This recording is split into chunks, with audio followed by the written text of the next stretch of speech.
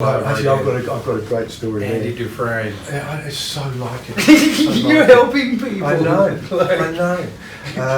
There was one guy, I was in Yathala not very long, and I was just going out to the exercise yard, and this guy, who was a bit of an asshole, even his colleagues didn't like him, and he said, "Keogh, come over here."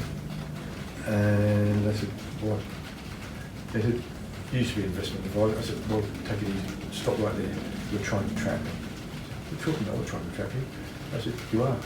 I don't want part of it." He said, "But all I want," I said, "No, I can't do it, stop it. I'm not licensed to give you any advice. And besides, you haven't made an appointment." And so I kept walking. Seems like the come up is real. That's about living it up in the hills. Working this job cause it's paying my bills. Made a foundation I'm looking to build. Need all my wishes fulfilled. Turn all my dreams to reality. No one just chasing the fantasy. Coming for everything. Henry Keogh, it's a pleasure, and honestly, it's an honour to have you here. I know that my show hasn't gone really live yet, and when it will, I know that this will be something that people will want to watch. I'm sure too. People Become highly recommended. Thank you. Thank you. I haven't been doing this long. It's fun. No, I mean you as a person, and that's what counts. Thank you very much.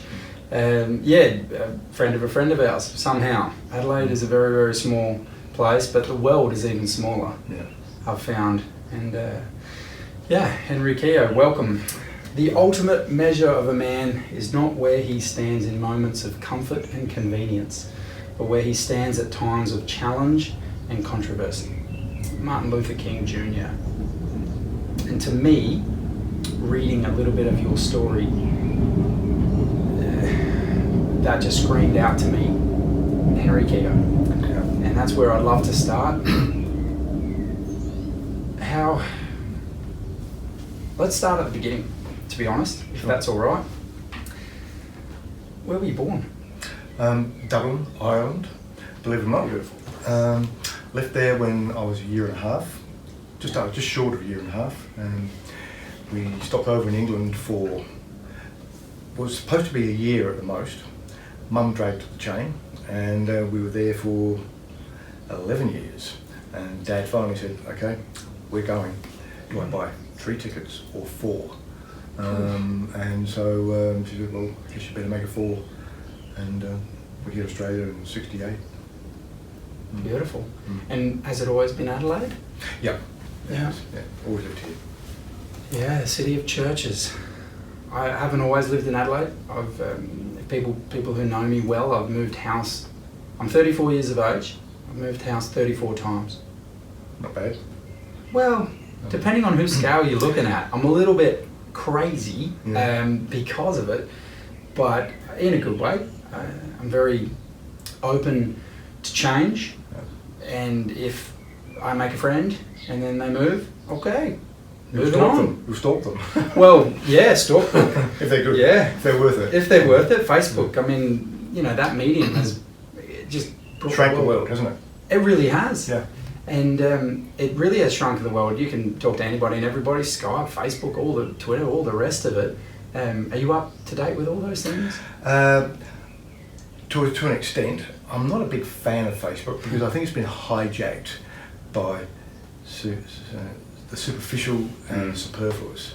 And whilst it may have had a legitimate role, I think it's lost its way a little bit. But there are closed Facebook groups which I'd had big hopes for, that I've become a member of for various projects and that, or courses. But again, sort of the level of content I find a little bit lacking. I had bigger hopes for it. Yeah, I think it really shows you or highlights the worst in people a lot. I find a lot of self, a lot of look at me, and for those that don't really dive in deep, if you do dive in deep, you see it a lot, that it just screams for attention or screams for help. Well, I see it as indicative of insecurity, feelings of inadequacy for whatever reason, for probably a range of reasons. not many conditions are, I think, due to just a simple cause. Often they're multifactorial, and that's what makes it very complicated sometimes to treat it. I mean, for a long time I wanted to be a doctor. I've been fascinated by what made the body tick and why it went awry, or what caused diseases and that, and then how to fix it. But as I grew older and wiser, I realised that emotional pain is actually deeper and harder to recognise because people mask it or don't want to deal with it, and is often more profound and harder to treat.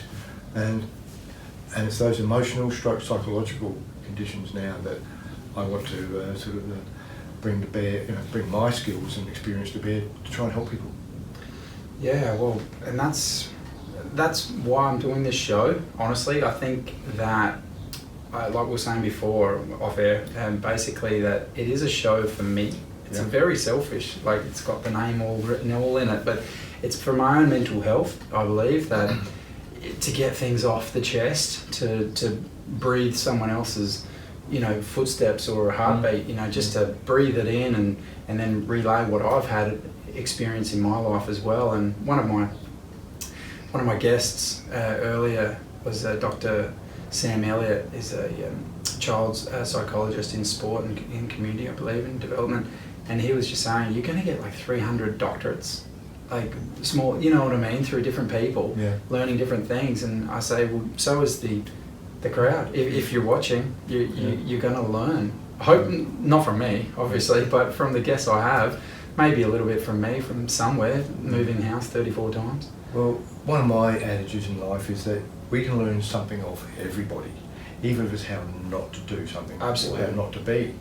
And for that very reason, I don't dismiss anyone, I don't judge anyone, because none of us are perfect. Yeah. We're all here to learn.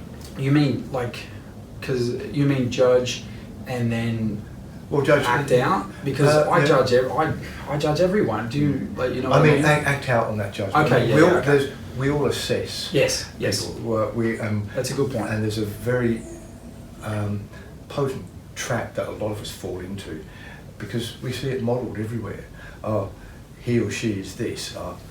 They're selfish, or all they care about is themselves, or they're up themselves, or whatever it is, and therefore they're not my type of person. They write them off because they've pigeonholed them. And I believe in my heart of hearts that the overwhelming majority of people are multifaceted. We have got lots of sides to us. I mean, how we are in our family is one dimension of us. Another dynamic comes out socially. Another dynamic comes out at work. And so we are this revolving complex of dynamics, I think, which then makes us richer to engage with and to explore, because we don't have the opportunity or the freedom, I believe, to actually express ourselves or to give vent to all of our wants and needs and drives in any one setting. And that's why we probably need all these other outlets. Well, that's why I'm doing this, because I find that, we are very quick to assess, very quick to judge. Sometimes it's just, what do you do? I'm a real estate agent, or I'm a sales. I know your type. Yeah. You know what I mean? Or exactly. Straight away. Whereas a medium like this, long form, bones and all, opportunity, for slip up of tongue or whatever. This is what I love, because it's real. It's real. There's nothing better than real. When you look, you can look, your loved one in the eye, or even sometimes if something comes up, an enemy, if you can look them in the eye, you will feel. And ultimately, I think that's what we're here for. We're here to feel, we're here to move and do and be and procreate and all the rest, I guess. Growing up, was it a good childhood for you?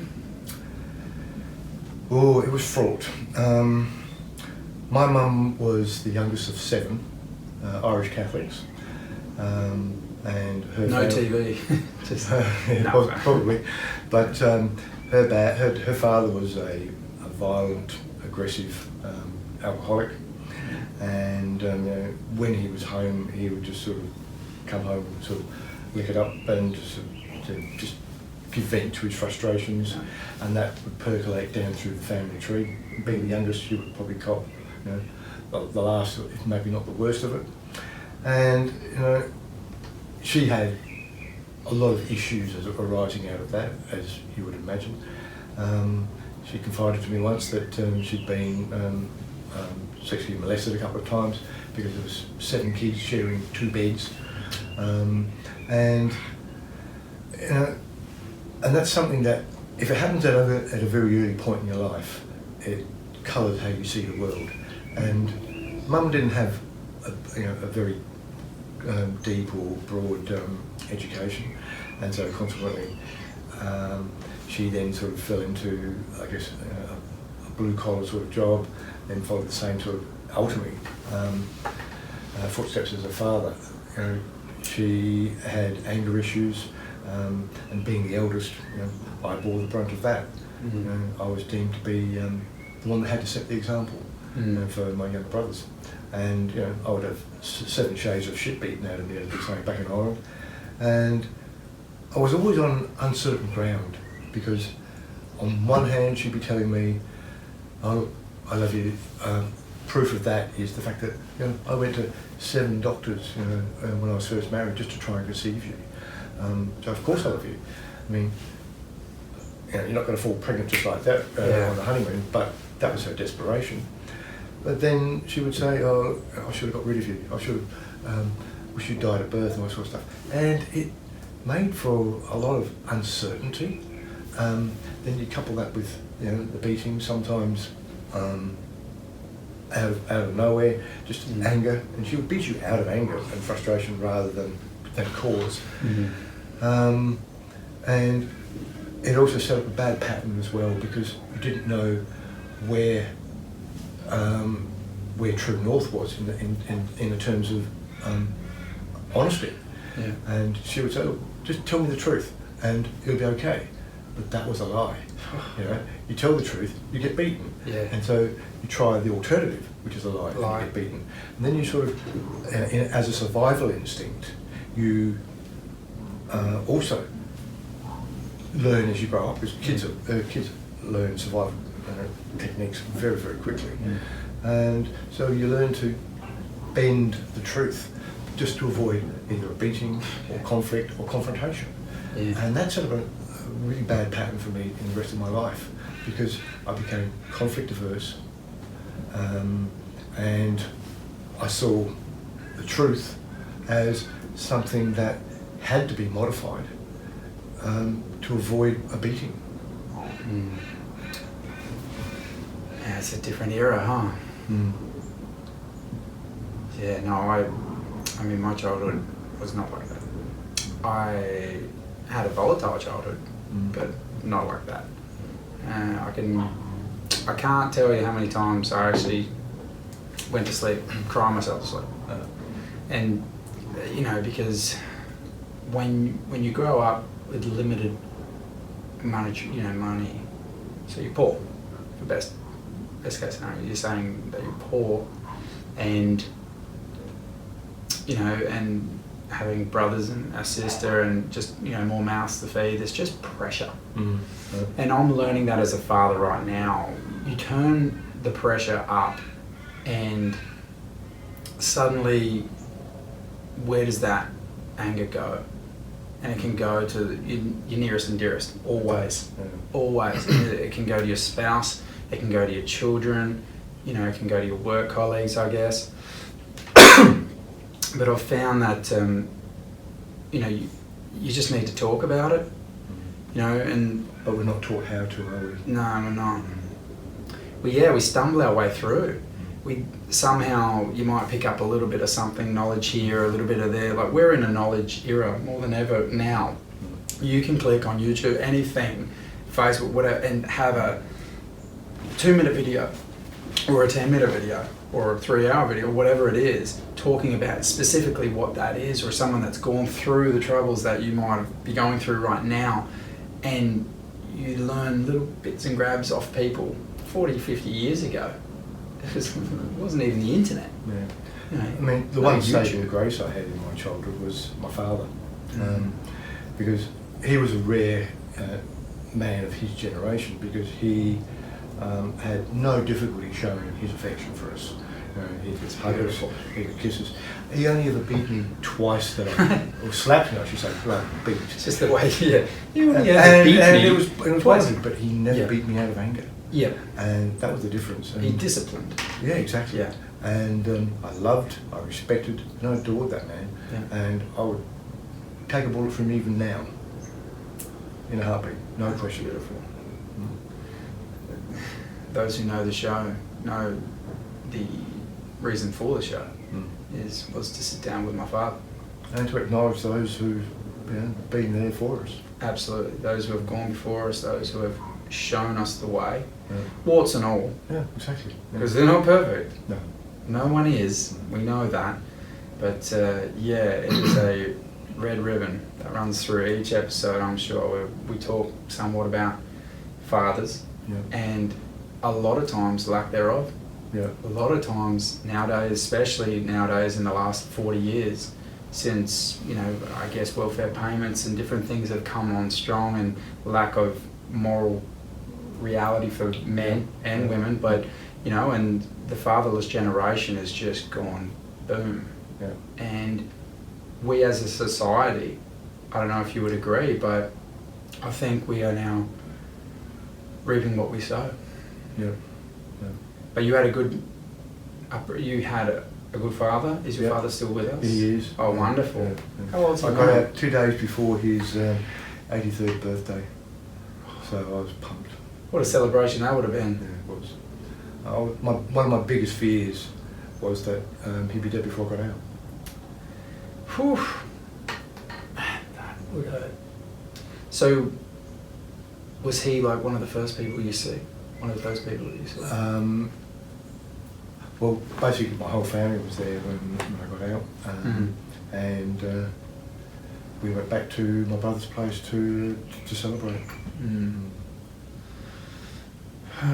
Be a fly on the wall for that. Yeah. It would have been. Explain to us, please. What was the feeling like when you arrived with your family? It was surreal. Would have been like yay, but then some sorrow and some pain. it was because it happened so quickly. Right. There was the appeal, and the full court unanimously decided to set aside the conviction. But I thought rather weakly or politically decided to leave it up to the DPP whether they were going to run another trial or not. And so when I was released on bail. And not that was such a big issue, because I knew they had no grounds to run a third trial. Not that that stopped them, but it took the gloss off it. Yes. So it took the gloss off it, but then it also happened so rapidly, because normally when a court sits down and hears an appeal, you don't get a decision for 3, 4, or sometimes even 6 months or longer. And this one came out in a matter of weeks, which is unheard of. And so got that verdict, and then the bail application was made the following Monday, and I was out. And so none of us had really had the chance to process it, because the decision came out quickly. The bail was. Why do you think the decision came back so quickly? I think the evidence was incontrovertible that a miscarriage had taken place, that there were no grounds to sustain a conviction, and there were some good men on that panel, and they clearly decided to do the right thing, possibly by my family and me, and call it the hand of God, if you like, in terms of also sending a message that enough is enough. Yeah. So that rounded out how long? Sorry? That rounded out how long in prison? Almost 21 years, 20 and a half. I mean, who's counting? Yeah. Wow. Well, if you want, 7,535 days. You're counting. Yeah. I had to Oh, do wow. the numbers. I'm numerically No. dyslexic. Okay, right. No, you did say that. Yeah. Oh wow. Yeah, I just, you know, I'm the same as anyone else, I'm sure. I just can't fathom being somewhere else for, you know, that long. And take us back, if you may, take us back to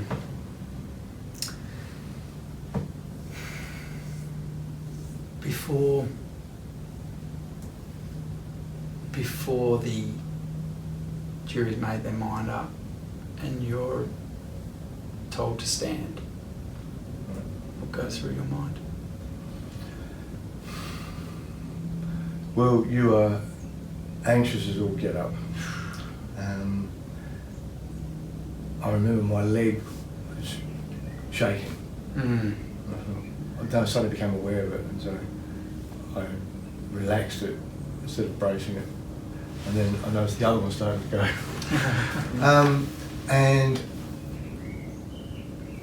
you hope against hope that it's going to be right, because you know that the evidence was flawed and that. But juries are simple folk, and they will go by either their own personal feelings, baggage that they bring to it. And I just had this absolute certainty as I saw them walk in from the jury room that none of them would, apart from one man, would look me in the eye. Oh, so then you knew. And so then I you just knew, and he sort of looked at me, gave the slightest shrug of his shoulders, and I thought, I'm done. But you know, at that stage, because I was by that time I'd already had a previous trial, because I had a hung jury in the first trial, Yes. and then this jury. But on both occasions, there were 2 or 3 jurors who would take it turns to fall asleep. It was a long, drawn out, Wow. boring process. And I said to my barrister, I said, how is this not grounds for a mistrial? Because how can they be giving a determination of my guilt or innocence if they haven't heard all the evidence? And I can't do anything about that, which is actually not true. What a flawed system. Oh, totally. Wow. And so, because I knew enough about the legal system that even if you lose your trial, you can then appeal. Yeah. And the beauty of an appeal is that it goes before a judge, or maybe 3 judges. Right. Now, judges have to apply they know the law, they have to apply the law, they're trained to concentrate for long periods of time, which most of us normal folk are, and they have to give written reasons for their decision. And so at that stage, I still had naive belief that the system would sort itself out. And so come appeal, where I had a judge, I'll be sweet. Yeah. Then this whole thing would be cleared up. But so I didn't lose hope when that happened. I was disappointed, but not shattered, because I knew that I still had other avenues. And so you've gone into the courtroom the first time, and there's a hung jury. So you don't go home; you go back to prison. Correct. So by the time you've got your first trial, how long had you spent in prison? Probably 11, 12 months. So you'd already, right. So at what point did you realise you're going to prison? That's the, like. As opposed to remand, you mean? Yeah, I guess so. Like when it all, I guess. I mean, where were you picked up by the police, and then taken? No, they picked me up at basketball stadium where I was watching my kids play basketball. In front of? No, I knew they were there, and I said to their mum, "Look, the police are here. I believe that they're going to arrest me today. Take the kids," and they left. And so I just stayed at the back of the stadium there, so they didn't feel as though they had to make a move. Yeah. And I was able to, prevent them having to watch their dad being arrested and taken away. What age were your kids when this happened? probably 8, 11, 13 or so. Yeah. And they're all playing basketball at this stage? Yeah. Wow. So one day you're watching a game, and the next day, so then you're taken. You I don't know how much you can go into, but honestly, these types of things do fascinate me. I do watch a lot on TV, and one of the things I would want to do is write a number of ebooks to educate people on how the legal system operates, to explain to them what their rights and obligations and the remedies are when it comes to being arrested, charged, put in prison. All stuff that I didn't know and had to find out through trial and terror, as I call it. Yeah. Wow. So that then will sort of help at least a number of people, whether it's people who are facing charges themselves and they're still on bail, or family members, so they know what to expect, how to deal with it, how to engage with their lawyer. Then if and when they're arrested, how to engage with corrections, what the processes are, what you can and can't do. Because there's nowhere out there to tell you that until you arrive. I'm sorry, can't help you. And you may have driven an hour or 4 hours just to be turned away. And it happens. Yeah, that'd be fascinating. I think, so an ebook, as in online, you can... Yeah. But back to your question. So I was arrested, I was taken to, back then it was Angus Street, police headquarters. I was interviewed, but on advice from my legal team, I said, can't answer. I can't answer anything. Because they're not there to help you at all. All they want to do is just get evidence to shore up the case. Incriminate, yeah. Exactly. And so I was charged and put down in the holding cells, well not the holding cells, the cells in the bottom of Angus Street, which is a City Watch House. I was there for 11 days, and it's actually the worst part of the whole time, for 20 years. But you're locked up 23 hours a day in a single cell with no blankets during the day. It is freezing. You can't wear shoes. It's freezing. Concrete bed, big perspex front to the cell, cameras. So if you need to open your bowels, it's all there. You want toilet paper? They come along. They dish out 2 or 3 sheets. I said, that's not going to do the job. And so you've basically got a bare cap in hand for just those basic necessities. And the noise level was 24/7. A guy going through DTs on one side of me, another guy coming down off heroin on the other side. Delirium tremens for alcoholics. Oh. So they hallucinate and they're oh no. Pretty noisy. Wow. And the blankets that you do use, they've either been pissed in or vomited on, and they don't get cleaned from one week to the next. So it was pretty. And all the while, you've also lost your fiance. Yeah. And like again that, and being accused of the murder. I mean, I just don't understand how one could feel. Just don't understand. And all that time alone. You are you're stunned. You have no voice. Yeah. Especially when you're locked up. There's no one to talk to. You can't even grieve.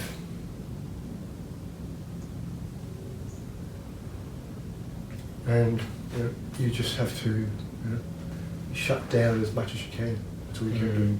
Because it was hard enough when you've just got grief, and then you've got a looming legal case to deal with, and you're thinking about the rest of your family and your brothers, your father, your mum, my kids, and I wasn't so self-absorbed that I couldn't think about them, because I knew they would be torn apart as well. Yeah. So you focus on not yourself. Yeah. You turn it. Yeah. Wow.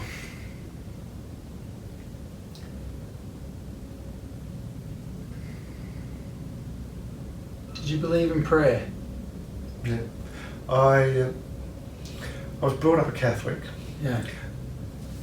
And I've never had a difficulty believing that there is a creator, ever. Mm-hmm. Because to me, there is too much order and structure in life and the universe for it to happen by chance. In chaos. Yeah, exactly. Exactly. Yeah. So I can't subscribe to that. Mm. And then it boils down to what is the real nature of God, and what is our relationship with him or her. And because of that, I've known that there was a higher power, or a source, if you like, or purpose to reach out to. So it's not like I discovered God or faith in prison.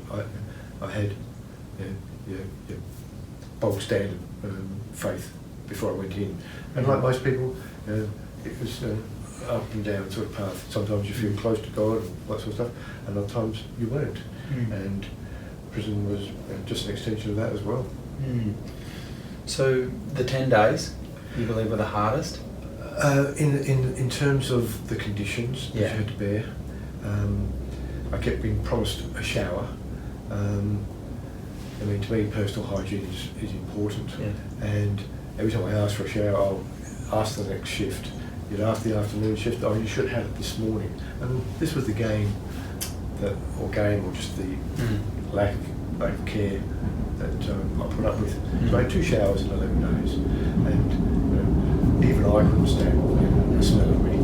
The worst part of me, and you can see I'm emotionally moved by all of this because that's who I am. Part of me says someone in prison for for what you were accused of, like my heart doesn't go out to that person per se, if that's what we believe has happened.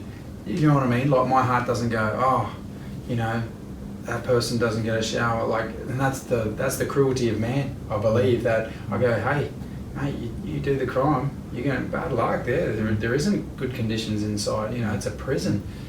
Have you? Is that the general consensus, do you think, or does most people? Maybe it's just me. But part of me says, if you've done a crime, now we know you haven't, but my point of the matter is, what I'm saying is, my heart doesn't feel bad for the prisoner that doesn't get good conditions, but do they play a game, the prison officers, to a point? Well, some do, some don't. Okay. But your question goes back to what we were talking about earlier in the conversation, which was how ready we are to lead to judgment. Yes. And what I know from having lived with a lot of guys who've been charged either just once in their life for a major crime, or others who've been in and out for a series of crimes, it's not as black and white as a lot of people might like to think. And I like to believe and say that any of us is more than the sum of the worst thing we've ever done. And sometimes people do things for the wrong reasons, or as I've come across, people who've been in the wrong place at the wrong time, or running with the wrong crowd, and caught up in events. Yeah. It doesn't necessarily mean that they were evil or bad people per se, but they were caught for and convicted. Sometimes rightly, sometimes wrongly. But by the same token, if you really have to, I think, be careful about how we define punishment, because punishment really should be the deprivation of liberty for the safety of society. So you've foregone your, if you like, your right to be a part of society for a period of time because you've proved that you are a risk to them. Yes. But the corollary to that, I believe, is that if we're going to heap abuse and deprivation and excessive punishment on top of that deprivation of liberty, we're actually doing society and that individual a disservice. Because if by treating them in that way, we're going to make them more embittered, less enlightened, less likely to be rehabilitated, and therefore when they are released, what are they going to do? They're going to be coming out embittered, angry, and repeat or commit worse crimes. Well, that's what the statistics say, doesn't it? Like it's very because there is little or no rehabilitation that goes on, right. and that therein lies part of the problem. Yep. You know? So what is a part solution? Well, speaking from my own experience and looking at a number of others, the longer you do in jail, the less deterrent value it has. Because it becomes your new norm, partly just by sheer weight of days. You know, same old, and it becomes like the wallpaper, it's just there. But it's also a defence mechanism, because to keep focusing on the outside life just crushes you. Yeah. So you have to build a wall to preserve yourself. And so you have to mentally box it in and say, okay, that's part of my life that no longer is available to me. And you just have to do that.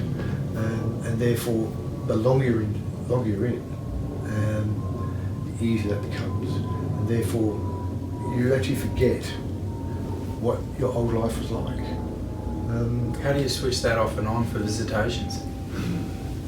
Because I understand that's why a lot of long-term serving jailbirds basically would say, no, I don't want to see anyone. Yeah. For the some, benefit, that's right. no. Some Stay can't away. switch it on and off. Yeah. And because they can't, they'll either, once they know they can't, and they can't resist, you know, people say, I want to see you, I come in to see you. They'll go out there and it kills them every time. Others will just say, no, I don't want to do it. And they basically block or blank the family off because they have to. It's the only way they can preserve themselves. Because if you go back to a unit and you're crushed or crying or whatever it is, that's seen as a weakness. And there are, not many, but there are enough predators around who will see, soft target, and they'll go and stand over you for whatever you've got. Because they've got nothing themselves, or it's the way they've had their lives modelled when they were youth. Were you ever stood over? No, there's a guy who tried, but it didn't work. Good. Good. I will be a big believer in you must stand up for yourself. Oh, yeah. Look, You must. I hate bullies with passion. I see them as Amen, cowards. brother. I see them as absolute cowards. And often if you stand up to them, they'll shrink away and they'll go and find an easier target because they don't want any grief.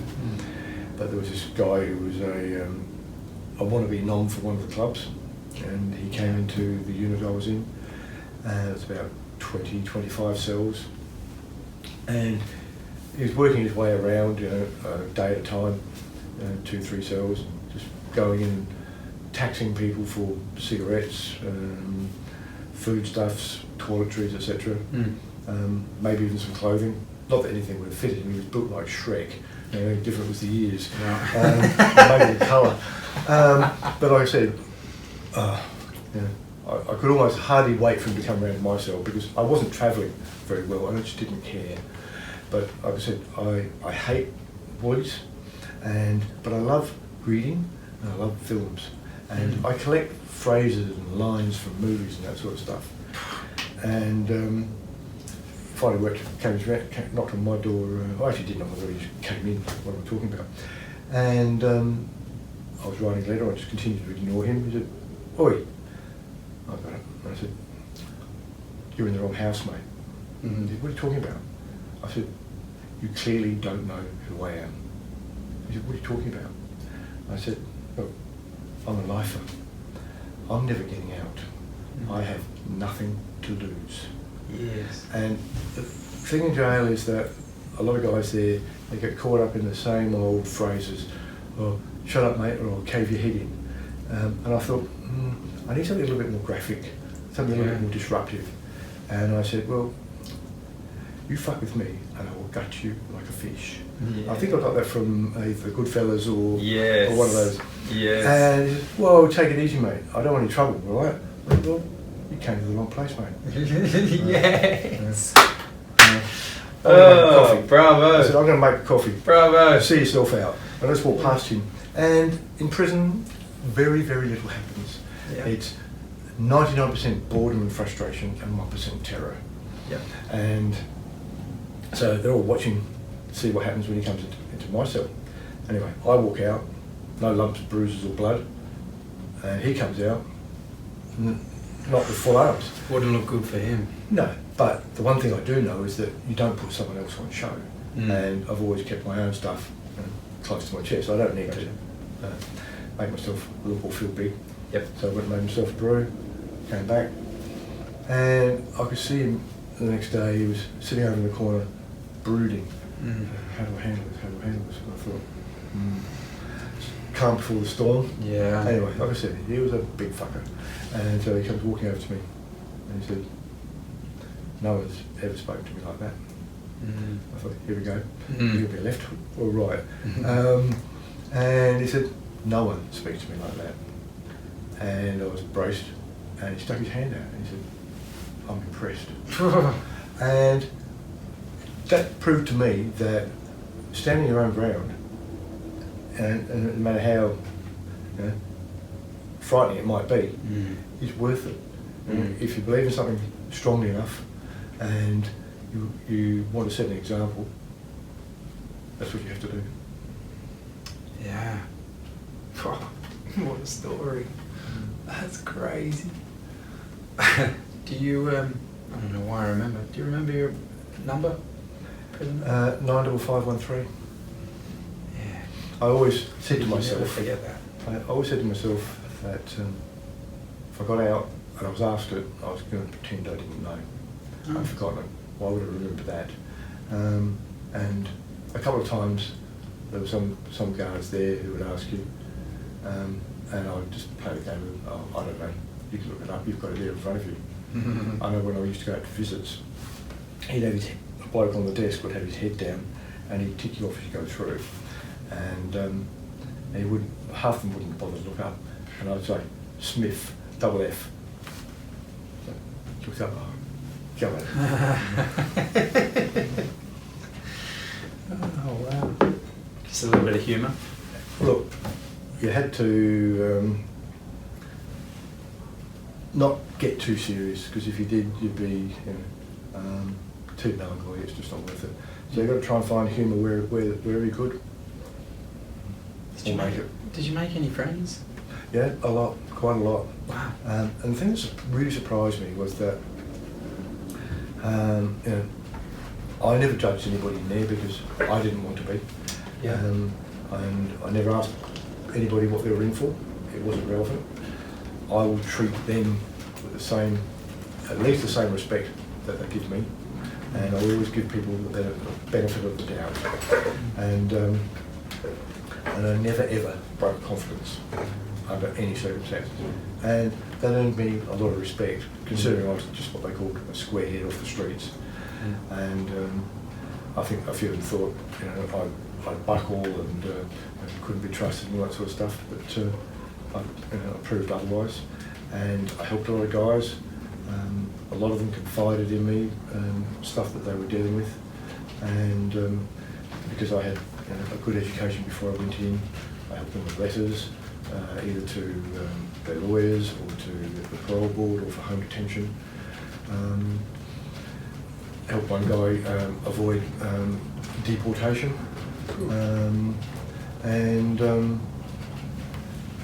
Please don't tell me you helped a prison guard as well, because this is like No. Shawshank Redemption no, all no, over actually again. I've got a great story Andy there. Dufresne. Yeah, it's so like it. So You're like it. helping people. I know, Like- I know.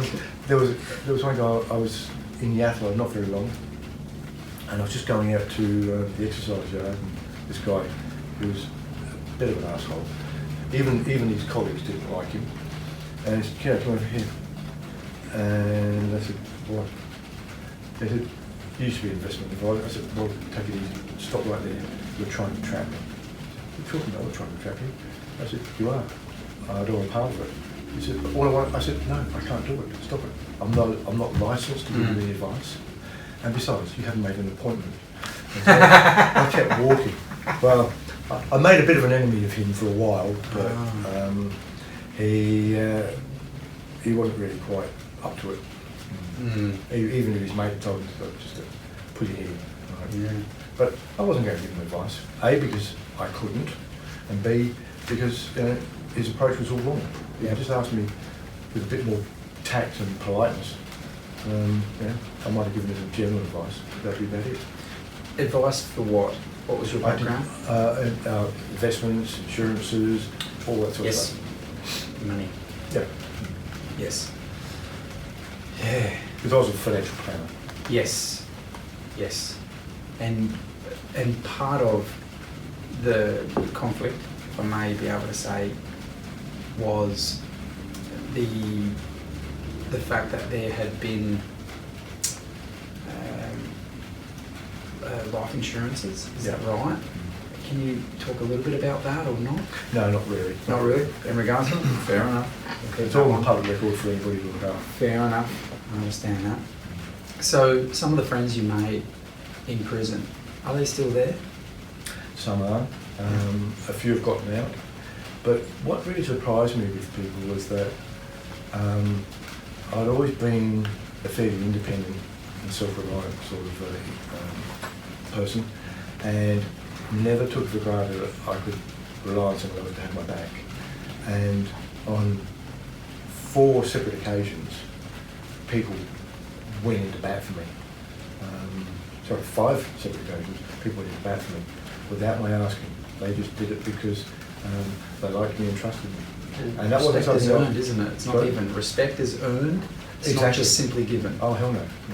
And once you've lost it, it's well nigh impossible to get it back. Yeah, very hard to earn it back. And I can imagine them in prison would be such a melting pot of he said, she said.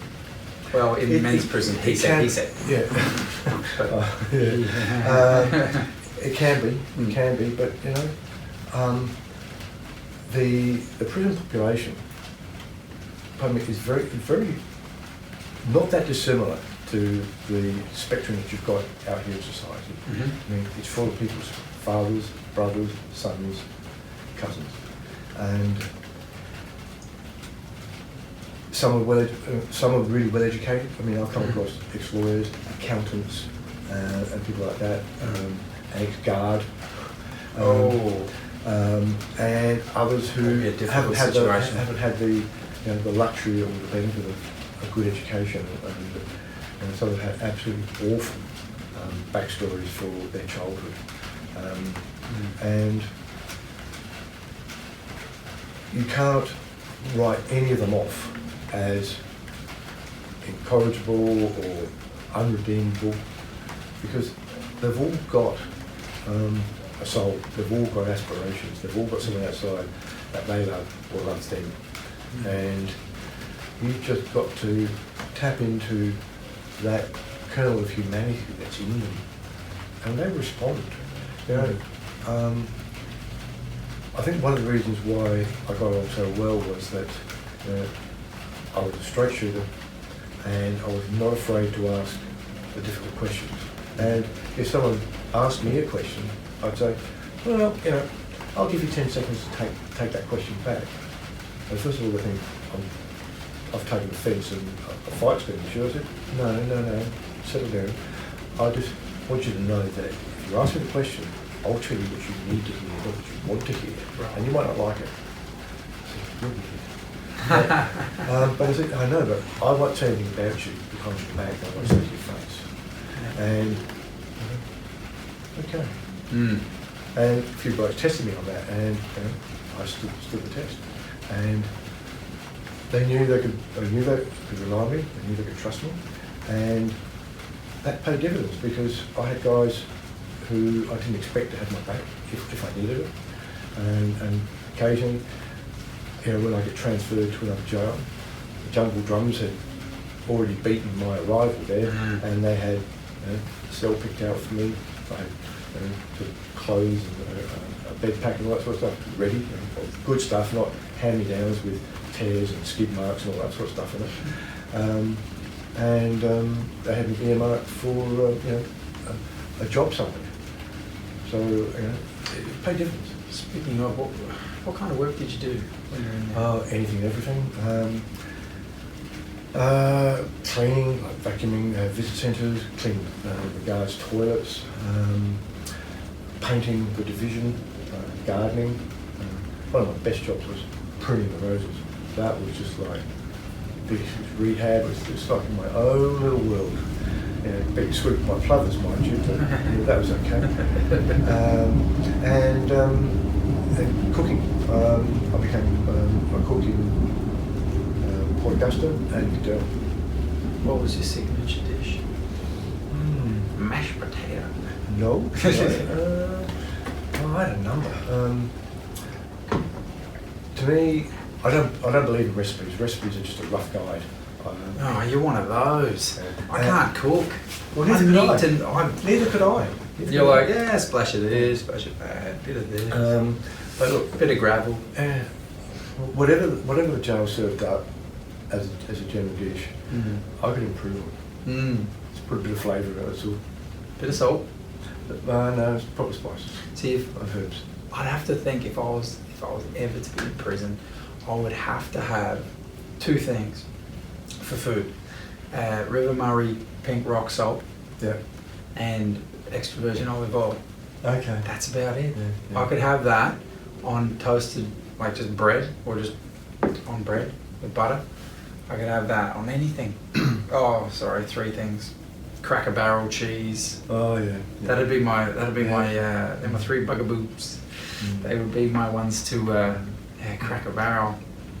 Are you a fan? I am. I love mature cheese, dry, crumbly, and tangy. Yes. Used to really love and hanker after Vegemite as well. Yeah. But then when we finally managed to get some smuggled in, it was a disappointment. I'd gone They said so long. No, it was proper Vegemite. Vegemite. But I don't know if the composition had changed or whether I just lost my appetite for it because it was never the same as I remembered it. Well, how long had it been by the time you got it? 12 years.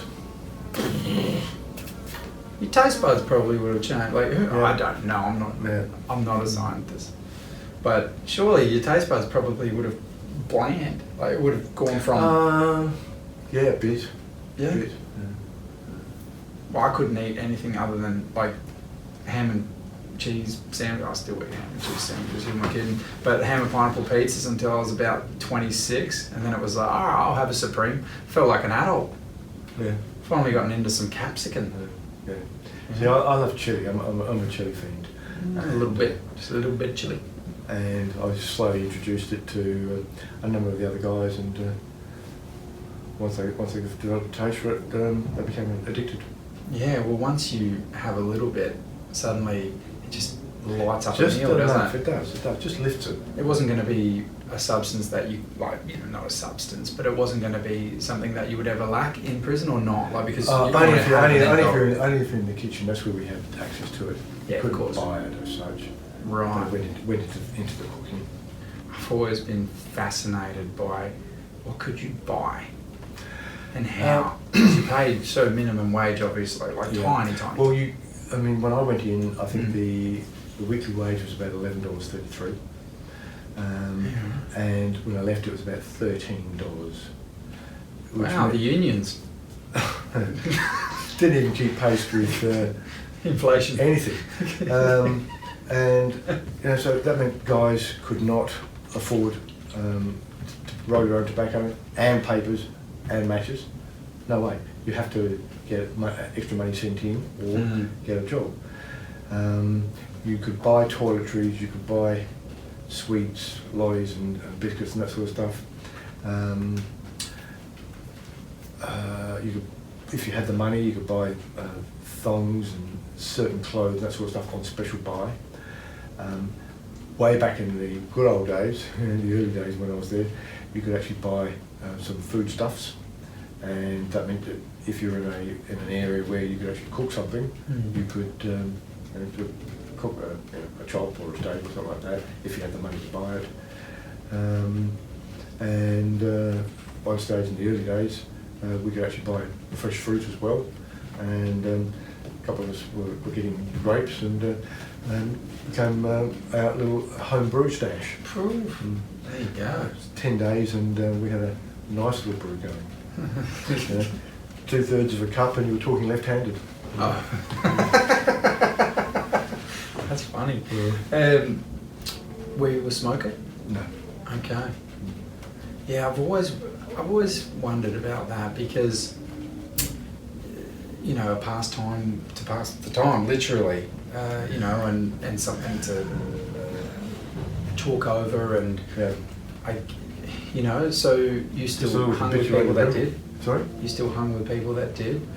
Only to a certain extent. Yeah. If it got, the smoke was too thick, I just couldn't handle it, and I wouldn't hang around, or I'd go and do some exercises or whatever it is, or go and play in the main area where you couldn't smoke, play cards or chess or something like that. You play cards? Yep. What kind of games? Oh, euchre, pontoon, what else is there? Whist, those sort of all games. the norms. Yeah. Some guys gamble, play poker, but I watched some of those poker schools, and people doing all sorts of signalling under the table, on the table, and. What, you can't trust your local celly? Well, it wasn't. You can't trust your celly. Who can you trust? No, this was a group of people out in the main recreation area. So if there's 5 or 6 there or more, all playing. I don't know what it's called. You've got the river and the turn, and that sort of stuff. Whatever. Flop, turn, river. I used to play poker a lot. I used to play semi for a living, so I know a little bit about the game. And these guys were, just basically skinning, the fresh fish that came in. Yeah, well, there's a movie, you love films, I'm wondering if you might have seen this poker movie, but it was called Rounders. No. It was with Matt, you're going to have to watch it. Yeah. It's called, with Matt Damon. So a very big star. Matt Damon's a great actor. And who played Worm? Edward Norton. Another good actor. Yeah. Who else? I mean, you had a couple of good poker players actually in it, but for anyone that loves the game of poker or plays the game of poker, that is the go-to movie, Rounders. Okay. And it's heavy. It's not heavy poker. Yeah. It's the emotion of poker. Yeah. The emotions of you're all in. Yeah. You know what I mean? And you can't be half-hearted about it. No. In the what they call the Cadillac of poker, because there's different forms of poker, but it'd be Texas Hold'em, where you get 2 cards dealt. Everybody gets 2 cards, and then of course you bet accordingly, and you either subsequently let go of your hand, you fold, or you continue to play. And then of course, yes, 3 community cards come out, and you bet, and then the turn you bet, and then the river. At any given time, you can go all in. Yeah. And you don't have to have the best hand. No. And that's where bluffing comes in. Yeah, and reading the opponents. Yes. And watching for tells if they have any.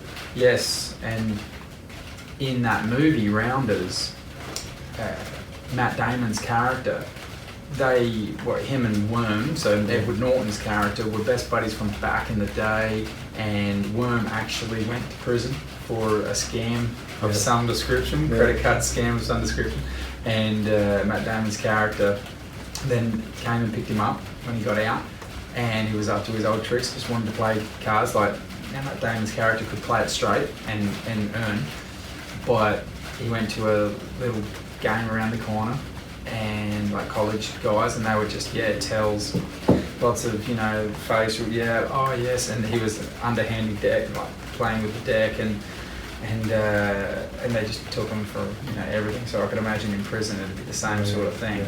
You got a lot of time. I could imagine there'd be a lot of, I don't know, it sounds funny, but a lot of magicians, a lot of people that learn things in jail. I think guys they'll come up next to you in a cell, and while they're talking to you, levitate. They will take stuff, and you will not see it. I don't know. It made Copperfield look like a wuss. I cannot believe it. It's just gone. Somehow it was always after I had that brew. No, all my shit was gone. Can't blame the brew. These guys were just sort of supernatural. Yeah. Wow. And because you've got all the time in the world, the resources. You haven't got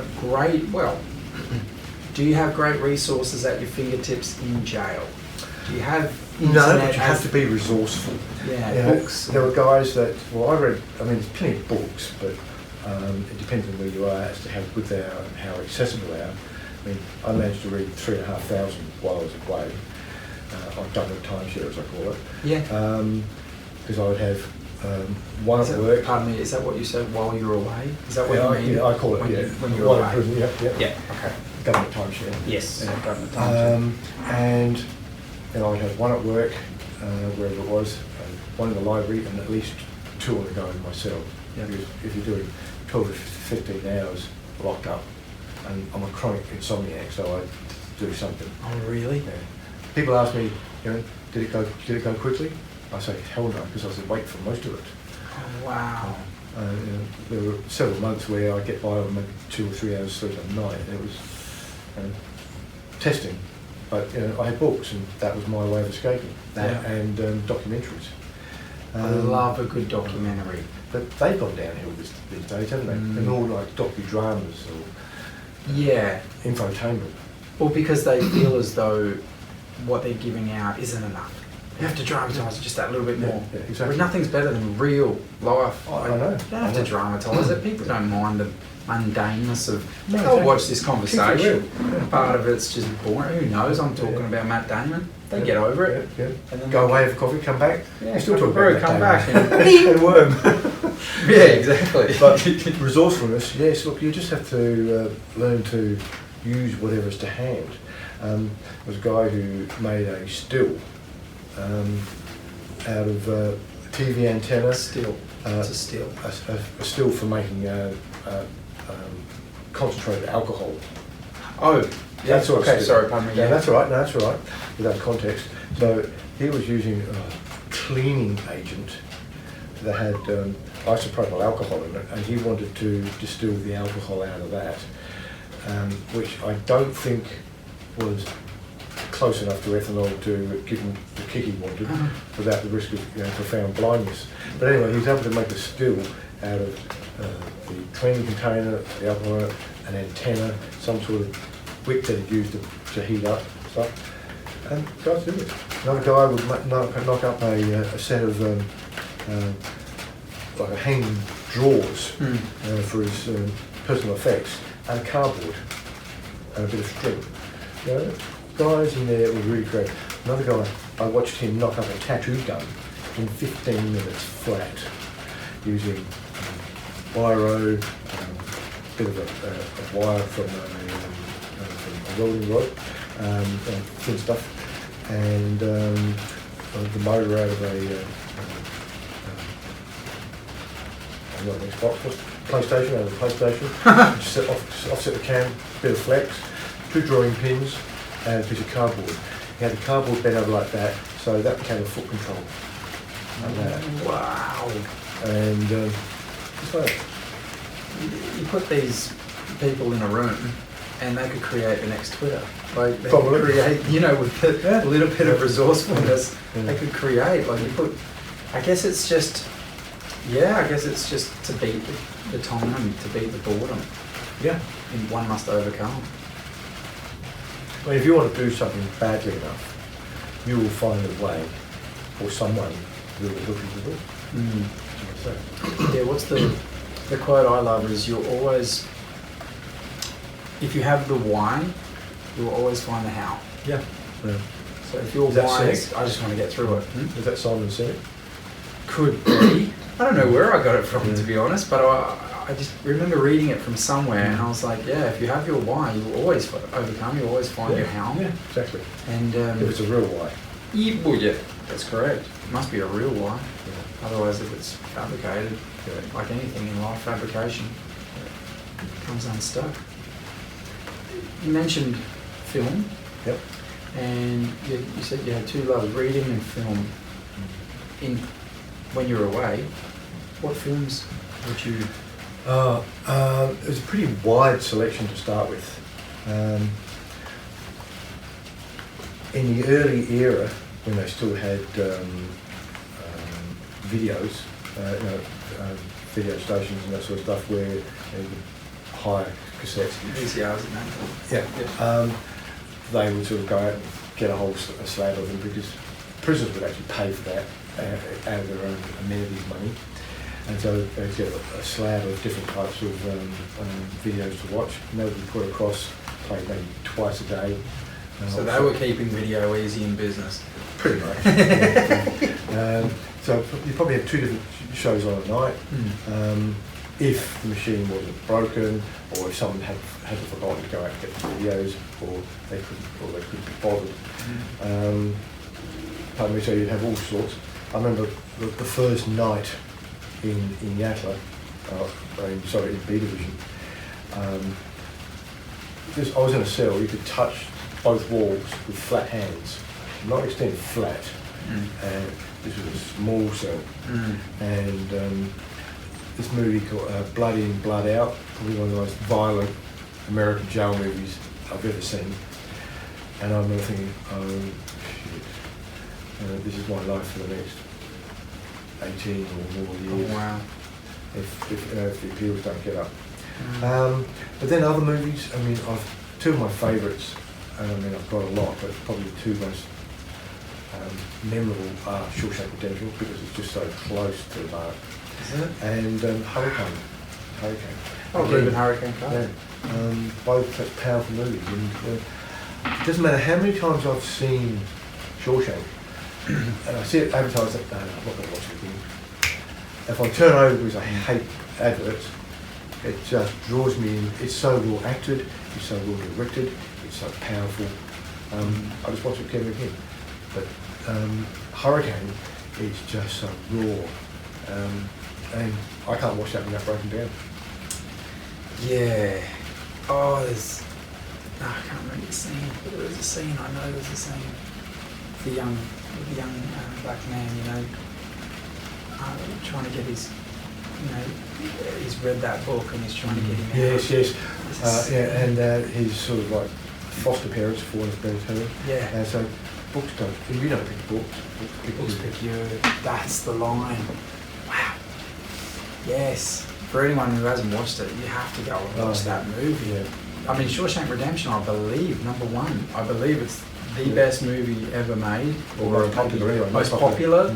I think second is Toy Story. I can see that. I'm not being funny. Well, there's a lot of kids around. No. A lot of young at heart. Yeah, I mean, you can't really watch one after the other. It doesn't really go with the flow, but yeah, no, Shawshank Redemption. You know, it was written by Stephen King. Yes. Not many people know that. Stephen King.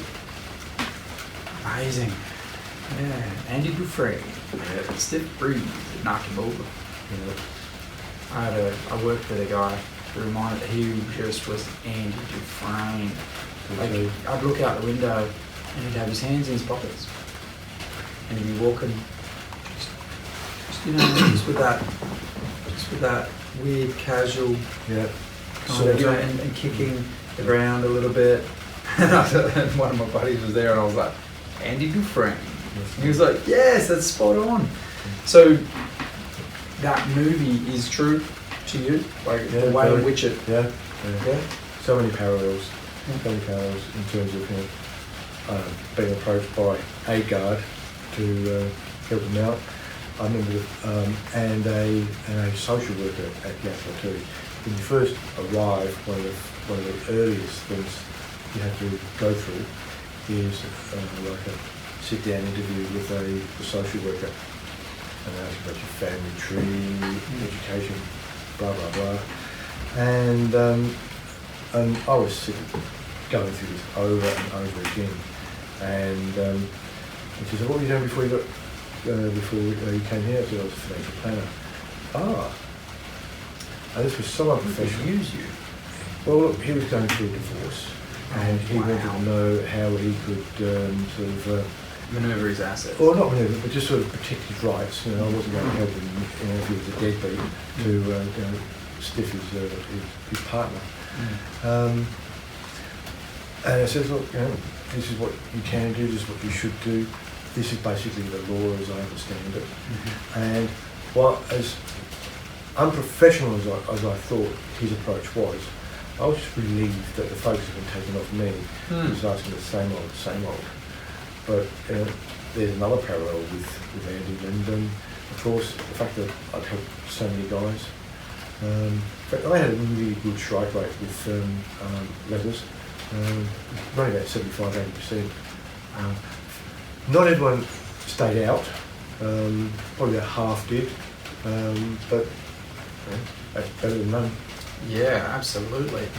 Wow. So, I mean, I've always said, you know, good things can come from bad. I mean, you know, people hate the rain. I'll tell you who doesn't. I'll tell you who doesn't hate the rain. Farmers love the rain. Just enough. Yeah, Not too much. You don't love floods and cyclones and ripping up of crops, and but just enough. And what's it like knowing you've helped them? It actually really helped me, because one of the things that helped me cope the best and most consistently was to be outside of myself. I couldn't do anything physically or legally about my own plight myself, other than trust those who are trying to do stuff on the outside. And so to take my mind off that, I was able to help other guys, you know, whether it was to avoid someone being stabbed or just to avoid doing extra time that he didn't need to, that sort of stuff, or to help him get on the straight and narrow. By concentrating on someone else's lot, it took my mind off mine, and it also helped me perspective-wise, because sometimes when you've got the backstory of what they've been through, what they were still dealing with, it gave me a really good sense of perspective. And I thought, well, you know, I haven't got it that bad. You know? And we all can fall into the pity trip. And we've tried to throw a party and no one wants to come. No, pity parties. Yeah, and that's never been my go. And by seeing what they're dealing with, it helped me maintain a sense of perspective, as I said, and not get sort of too caught up in my own lot, because I had so many things going for me. You know? I had people on the outside who loved me and supported me. I had a number of people who I never had met before in my life, you know, working away sort of assiduously to try and get my conviction overturned. I had people inside who I could rely on and trust, and I had a job, that sort of stuff. I had magical conditions. You know, compared to a lot of people, you know, I have nothing to complain about, relatively. And not that is, you know, the magic bullet. It didn't suddenly make me think, oh wow, life is rosy. But it was enough to stop me from spiralling down into a dark place. Yeah. I've often heard that if you're ever feeling down, help someone else. Yeah. It's the quickest way to feel good. Yeah. And like my father always, I had a bad day at school, something happened, some girl didn't like me, something happened, not many. No, I'm saying, I can see no, that. come on now. I was hated. No, I was hated. hated, but they loved me, but I was hated. Oh, some of the girls at school, yeah, you know who you are. They hated me because they loved me so much. No, I'm kidding. Didn't want to share you. No, so I'd come home and something's happened. And my dad's favourite channel, I don't know why, he just loved SBS. Yep. It was just so real, I think. Yep. And so I'd come home and he'd be there. Like I said, my father was always there. It was interesting. And that in turn has helped me in my life and you in yours. But yeah, my father was always there and he played both father-mother role. And I'd come home and, I'd tell him about my day and, he'd give me his focus, which is a blessing. Yeah. And he'd then say, okay, and we'd talk about it perhaps, and you know how teenagers are. So, they're an idiot. And he'd just, okay. It's the end of the world, my life is over. Yeah, my life is over. Yeah. And my dad eventually, after we talked about it a bit, sometimes I would go on, just a little bit more. I can't imagine I would ever do that. But I'd go on. And my dad would be like, all right, now it's time to change the channel. And I was like, hey? And he'd go, boom, SBS, he'd put it on, and he'd be like, watch this for a second. And some child is like disorientated walking out of a burning building, or a building that's been blown up, and they've got their hair on fire or what's left of it. They got blood all over them from their mother and father. They're now an orphan. Sorry, go on. What was your problem, Ruben? We've already talked about it. He gave me enough time that it wasn't just, shut up, watch this. No. It was, gave me the hearing, we talked about it, we discussed it, we somewhat should have overcome it. Oh, you're going on, Ruben. Okay, change the channel. Smart. And very, very smart. And not just words, picture showed me. And I then look and go, I've got nothing. I've got nothing to complain about. Maybe Jenny will love me tomorrow, or whatever it was, or whatever it was. But it's such a big deal in the moment when you're a young man, or a young boy, and growing up and all those things. It's our world. Whatever happens to our attention as us, and that's it. Right? Focus can be good or bad, and just getting the right balance. And knowing when to change the channel. Yeah, knowing when, and having someone to be there to tell you to change the channel. I don't know, I've never heard that term from my mother, whether or not she fully believed it on, in it or not, but that's why I've always believed, and the statistics don't lie, that you can have a two-parent nucleus of family. You've got the yin and the yang. You've got, generally speaking, the mother that is always open to hear your claims or whatever's going on, and the father a bit, but then the father will go, okay, enough is enough. We can now move on. Or switcheroo. Sometimes the father was softer and the mother was more disciplinary, more stricter, but also I might add that this rain on the roof, it ain't the greatest. I've got to come back last week. But we will press on. That is another thing that it will still be fun. But my father taught me that forwards, we will press on. Because ultimately bad things happen. There's clouds in the sky, and there will be rain. But we must overcome. The thing I was always told is that, and have worked and learned, is that we learn more, we grow more in the hard times, not the easy ones.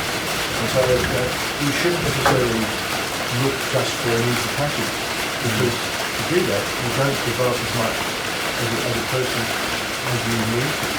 So I think life is about service, outside of ourselves, because it's only by giving to others, I think that we really express as men. And that's probably out of fashion these days, but it's what I believe. I think it needs to come back. Yeah. I think it does. And when we were just talking about overcoming and learning, before we were talking, you pointed out on my wall, Mr. Conor McGregor, and yeah, you're like, who's that gentleman?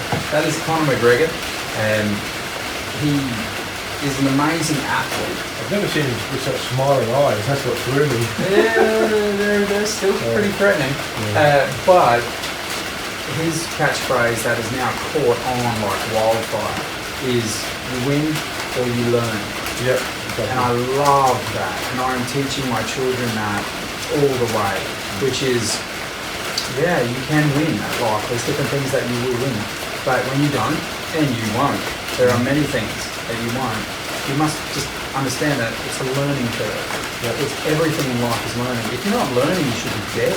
Like I think that's why a lot of the very older generation get into Sudoku and things like that, because if that's not ticking, then that will stop eating eventually, pretty quick.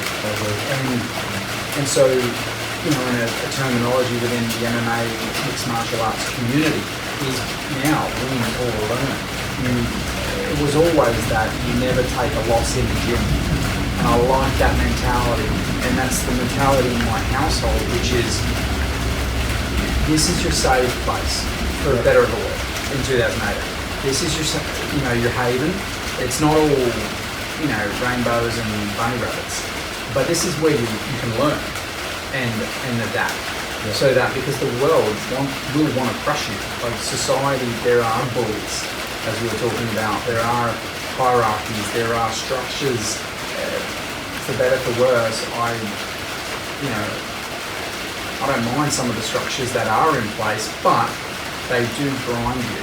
And if you're not used to opposition,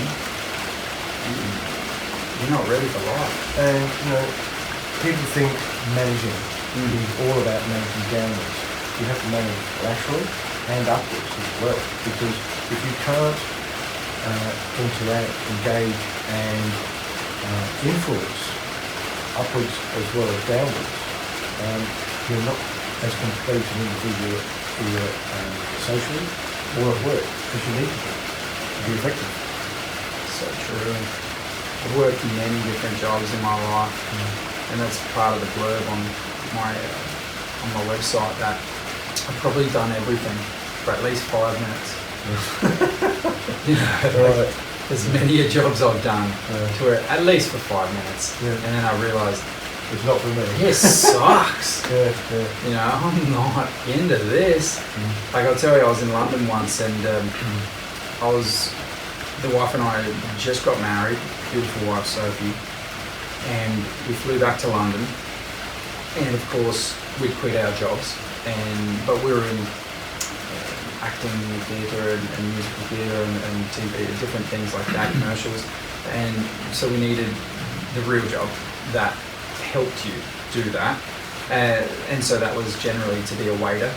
So you waited on tables and you waited for movie roles, or you waited. That was my life. I was waiting. That's the cliche. It's the cliche. I was the waiter, and that's how I got into the movie I got into, The Anomaly.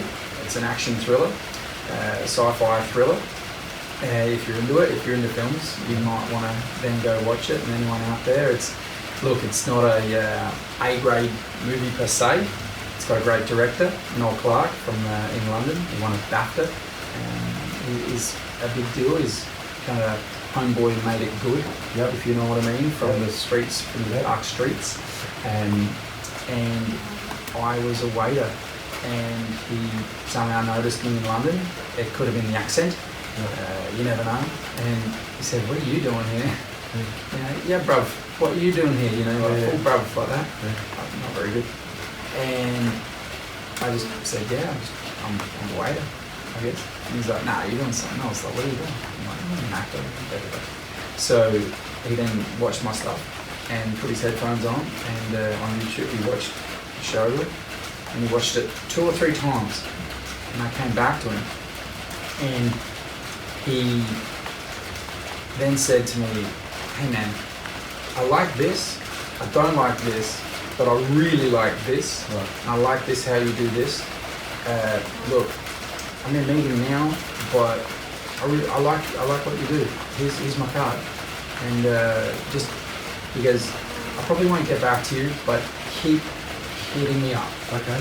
Keep hitting me up every month. Just keep hitting me up. Because eventually I will have something for you. And I was like, alright, okay, cool. So, pardon me, that was before we got married, went back. Yeah. Leads into the quick job story, but literally I found a little cafe around the corner that allowed me to then start working there. I went there that night. They said for me to wear totally opposite of what everyone else is wearing. Right. I was like, why? Like, well, so that people know you're new. I'm like, I know what I'm doing. I don't want to look like the sore thumb. Like, what? The trainee. Yeah, there's full trainee. Yeah, everyone's wearing all black and they wanted me in blue jeans, white t-shirt. Could have been Lederhosen. Could have been. I was like, what game are we playing here? So I did what they asked, because I'm stupid. And I arrived, and I walked in, and they were like, okay, so this is how we do it, and we take the order, and we make the order, so drinks and things. And then we place the ticket here, and then we run up the stairs, and then we do this, and then we come down, and then we do this. And and by the way, tips, well, depending on how the night goes, they might be shared. If the night's bad, the company keep it. What? Yeah. And I went, you're fucking what? Yeah. I was like, because for me, I'm not a great waiter. No. I, in all definition of an interviewer or podcaster, not great at all either. But I can, so I'm more of an entertainer. Yep. So I generally made a lot of money in tips. Yep. Because I'd be like, yeah, brother, let's talk about this. Oh, what are you doing in life? Oh, yeah, the soup. I don't know what's in it, but it's awesome. Yeah. Like, I'll just, and I don't know what's in the gumbancho soup or whatever. I'm just like, dude, you should try it. If you like soup, you'll like this. And that's how, people used to just £5, 10 quid, 10 quid. And so I lasted 5 minutes there. Because the lady who was telling me all these things told me that. And I went, yeah, right. That's the deal, buddy. And then, I was still thinking at that stage, bobbing and weaving. She then says that, you don't get your first pay for about a month. Because if you just come and work and then leave, it just annoys the boss. I was like, yeah, I'm going to make it real easy for the boss. I said, I'm leaving now. And she was like, really? I was like, yeah, out ski, bye-bye, I'm going. I was like, that's exploitation, that's not a job. London. And that happens, it can happen to you. Well, that's why I said I've done jobs for 5 minutes. Getting back to the quick story of why I'm in this movie, you're going to watch it. Yeah, Anomaly. Yeah, The Anomaly. So I play a Russian bad guy where I speak. I can see that. Oh, can you see? Yeah, well, I've got the high cheekbones. High cheekbones, and on your hodges luci the gabric to oniko. That's Vidania. Tak. Spasibo. Tak, dziękuję. No, so that was some Russian and Polish. Anyway, so I've got Polish background, right? Dabrowski. Yeah, that's what it was meant to be. The Slav. Yeah, the Slav. Full look off for sure. Have a look at the size of my head. We have to go panoramic just to fit it in. But so I go from this 5 minute job. I get a call. Hand of God, mate. Yeah. And he says it was an ex-manager of the place I was at before we flew back to Australia, get married, come back. And he goes, I'm at a new place right on the heart of Shaftesbury Avenue, London, right there. Yeah. And he said it's a black door, 4 levels up. You've got, your entertainment room, you've got your fancy rooms, like anything goes. You then got your 3rd level, fine dining, gold roof, amazing. And then 4th level is this rooftop bar where you'll meet and greet different guests that you would definitely know from movies and TV shows and blah, blah, blah, blah. The glitterati. Yeah. And so first day, before I go on, first day, I press the buzzer, and as I open the door, because they're like, hello, I'm like, yeah, Ruben, the Aussie, yeah, I'm here. And they're like, oh, yes, okay. Hey, as I open the door, you ever seen Lord of the Rings? Yep. Yeah. Sometimes. Sir Ian McKellen? Yep. Gandalf. You know, you shall not Careful, right. pass. You know, the worst thing is I've got a sick, twisted mind. So all I could think of was because he was dressing me. He was undressing me with his eyes, and I was thinking, "You shall not penetrate." And here's Cam. As I walked past, he said, "Oh, hello." I said, "Hello." He's like, "Oh, you're Australian." I was like, "Yes." I'm not partial to He said, I like something about Down Under." Yeah, okay. I went, Double entendre. moving right along. And he said, "Oh, I like you." And I walked up the stairs anyway. And got on with my job. But yeah, eventually that director, I emailed him, kept hitting him, comes back in. I didn't say anything. And he goes, "Do I know you?" I'm like, "Don't know. How many Aussies do you know in London that are waiters? Waiting. And Waiting." And he goes, "I do know you." And he goes, "You just emailed me like 3 days ago." I'm like, "Yeah, well, you told me to." He goes, "I've got a gig for you." First, it was just this small little tiny nothing. Yeah. And then he comes back a week later. Like, my agent's like, "You got a gig, you haven't even auditioned, you got this role in this movie, what the hell?" And he says to me, "You look Russian, man. Do you have a Russian background?" I'm like, "Yeah, some Russian, some Polish, yeah, kind of." He's like, "Could you speak Russian?" I was like, "Absolutely. Because if you're an actor, yes, I can. I will go learn. I will go do whatever I got to do. Come here, I'll play the form, I'll do whatever it takes." And he goes, "Give me some now." And of course, me being me, I just spoke the tiny bit of Polish that I knew. Which was a heavy Russian accent. Oh yeah, which was "Zamknij się tu głupia małpa." And he just looked at me and went, and he just fell in love. He was like, "Yes, You got it." Yes. It was like perfect. And I'm really happy he didn't ask me what it meant. Now I have to tread carefully here because it was the only thing I knew in Polish, because my babcia, my grandma, was such a cheeky lady. She was just, so that's all she taught me. 2 different sayings, and it was "Zamknij się te głupia świnia," which means "shut up, you stupid pig." But I said, "Zamknij się te głupia małpa," which means "shut up, you stupid monkey." Now the director, Noel Clark, is a beautiful black man. So I meant no disrespect, but it was the first thing I said. Yes. It was the first thing that I had in my thing, and I hope he sees this in the right light. Wow. It was all that I had to go by. And as I said it, I was like, and he didn't ask me what it meant. He just said, "Done." Yeah. And Noel, I'm going to have Noel on, hopefully he ever comes to Australia, but otherwise Skyping. But that story reminds me of an interview that Antonio Banderas gave. And I can't remember who it was with, but it doesn't matter. And he was asked, "Can you do this?" And his stock answer was, "Yes, I can do that."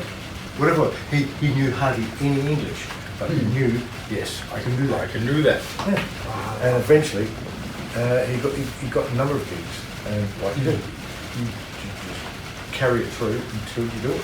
Simple as that. Absolutely. I mean, carrying that through into the time you had away, was there times where you had to bluff your way through things? Oh, hell yeah, plenty. Sometimes with other inmates, sometimes with guys who, when I first went to Yatala, there was a guy, I got into a cell, and in E Division, and my future cellmate was out on exercise, because I'd gone there during their break period, and we came back and said, "Oh, okay, mate." Nothing. Stone size. You could cut the air with a knife. And another big boy, probably 6'2", 110 kilos, and looked like a street fighter. And I said, "Have I done something to upset you?" He said, "Well, there's a few blokes around here who don't like what you're in for, and I've been told I'm going to give you a smack." And I said, "Well, you can do that if you like, but let me tell you right here and now, I'm appealing. I didn't do it, and whether you give me a smack or not, it's not going to change the fact that I didn't do it. And he wasn't expecting that.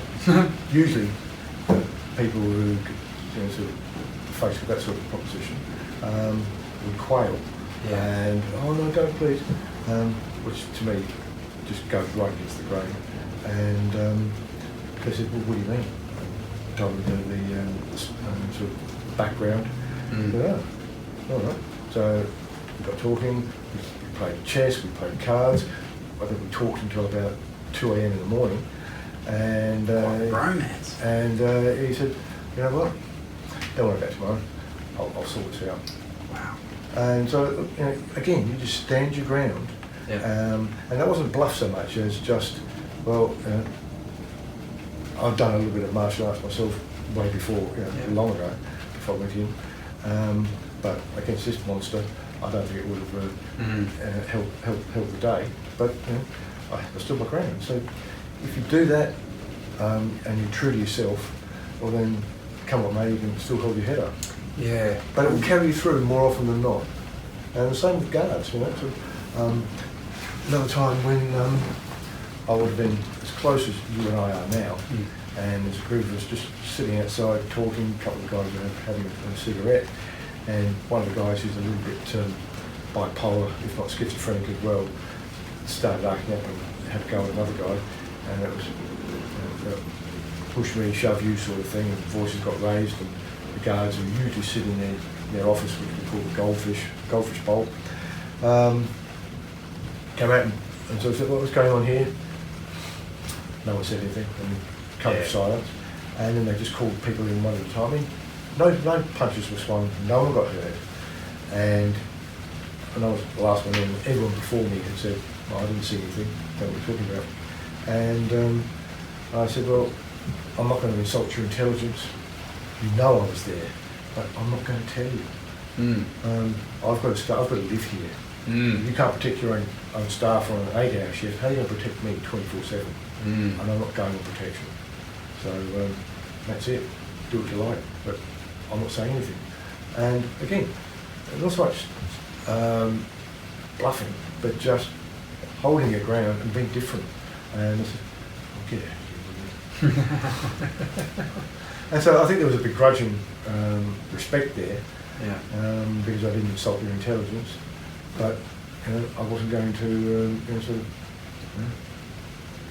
broke the standard rules, because there's two rules in jail.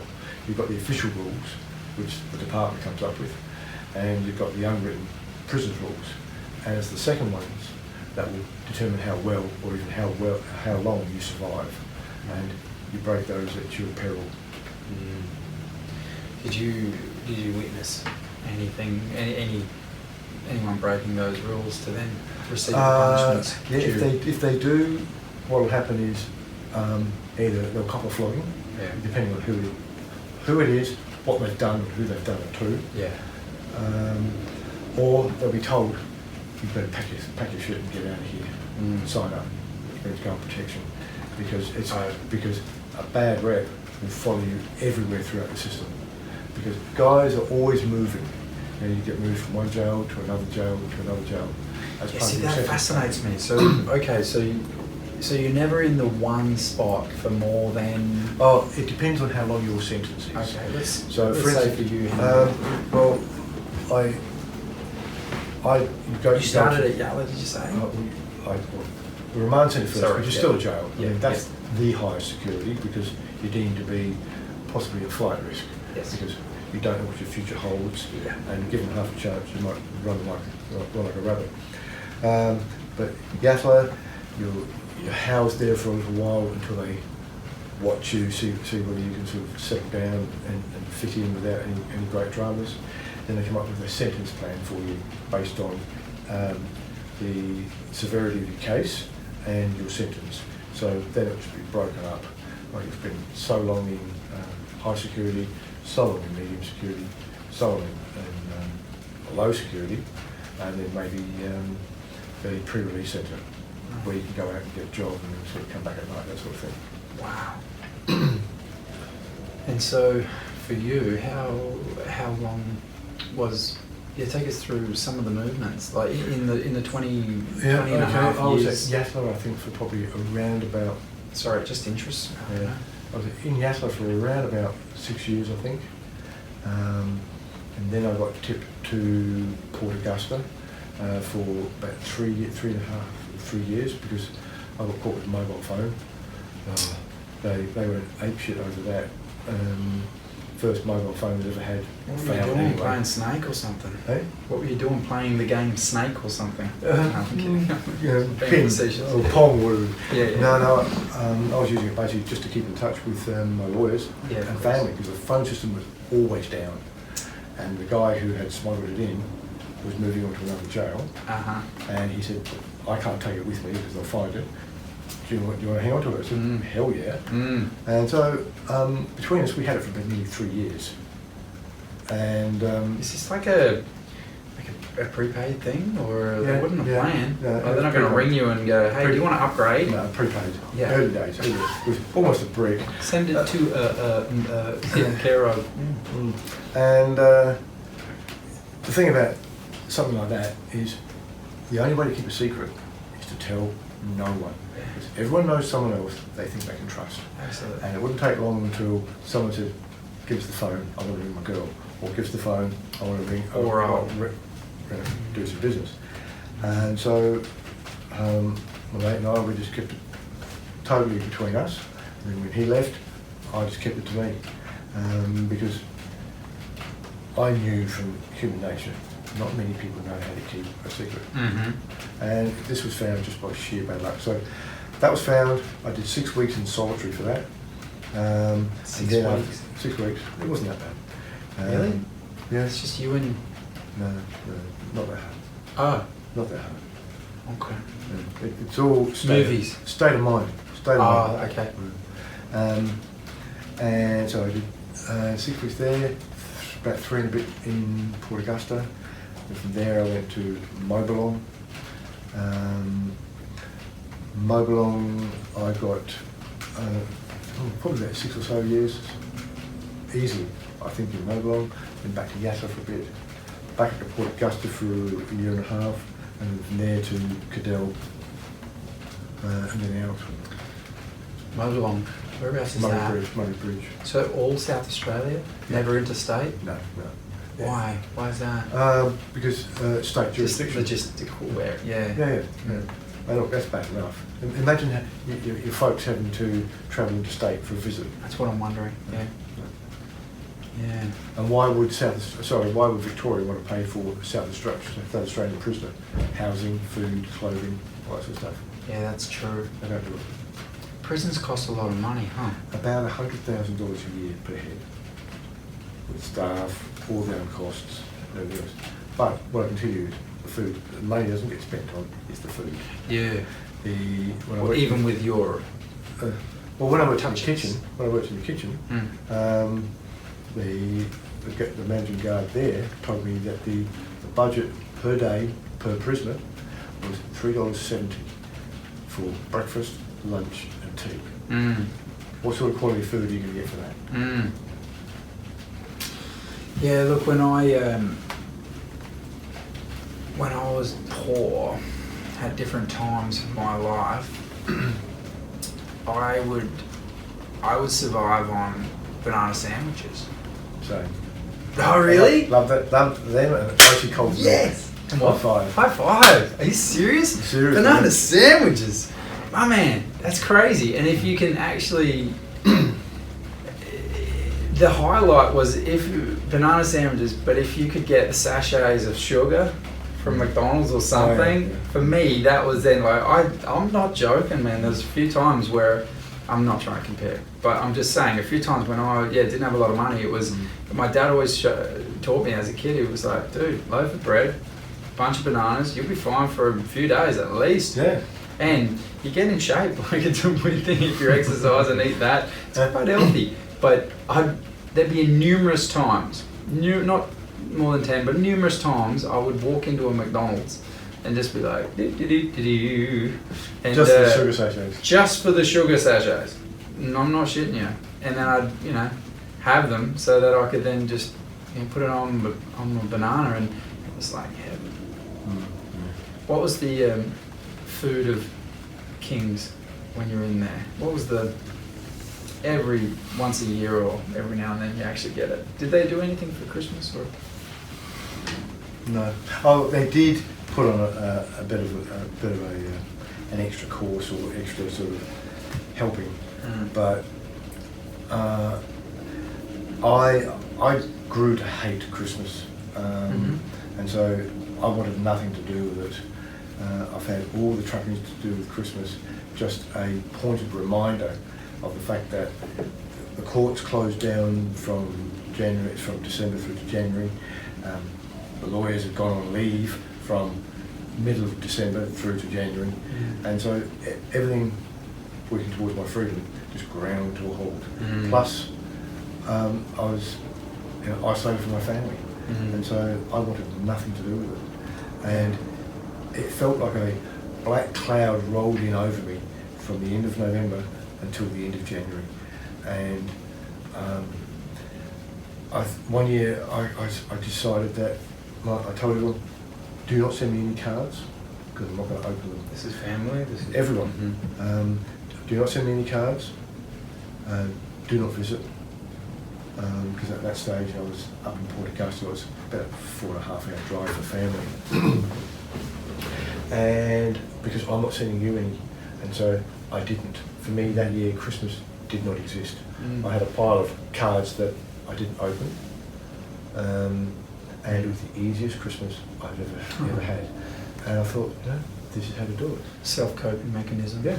And so it might be crude and heavy-handed way of dealing with it, but it's the only way I would stop myself plummeting into a black hole.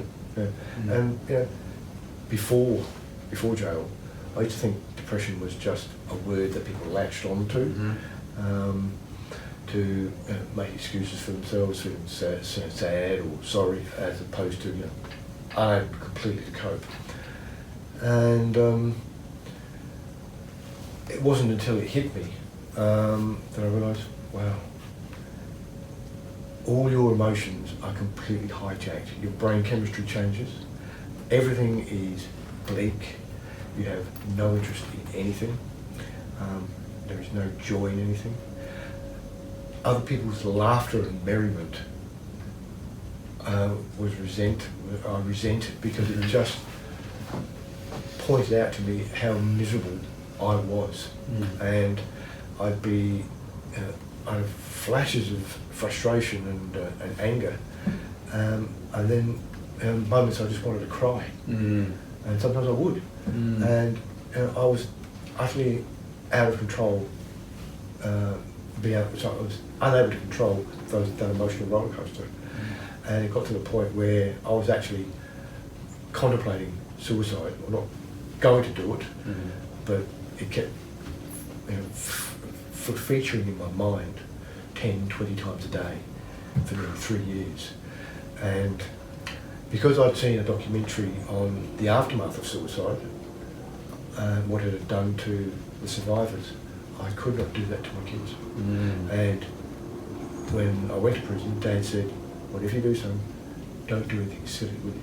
And I knew what he meant. Yeah. And I couldn't do it to him either. It would have killed him. And so I was hamstrung. I couldn't get out through the legal processes at that stage, and I couldn't get out, check out my way. And I had to deal with the fact that the very real possibility I was going to die in jail. In fact, I knew it was, because the government at that day were blocking and obstructing every possible move. They had said that anybody that goes to the parole board, they get, and the parole board recommends, they have the power of veto, and they weren't letting anyone out. And so I thought, I'm here for the duration, because even if I did my whole time, there was no way knowing I was going to turn around to the parole board and say, oh, okay, look, I'm sorry I did it. One, it wouldn't fly. And two, why would I admit to something I hadn't done? I can't, I won't do that.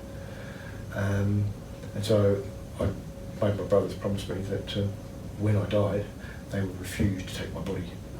If these pricks wanted to, hold me and keep me here, they could pay for the funeral as well. And so, I really struggled for 3 years, and I got to the point where I thought one night it might just be too much. And so I referred myself to the medics, and I said, look, I'm not travelling very well, but I knew that you can't use the S word, suicide, because that triggers a protocol of not reaction, but overreaction. They'll grab your ass, they'll sling you in the solid tree, put you in canvas smock, canvas blanket so you can't hang yourself, and that's supposed to make you feel better. They weren't going to do that. So I said, but I'm not sleeping very well, got no appetite, getting more and more withdrawal. I don't want to deal with anybody. I don't think I'm coping. I want to nip this in the bud before it gets any worse. I was in the pits, but I couldn't tell. And what year was this? In your 20? Yeah.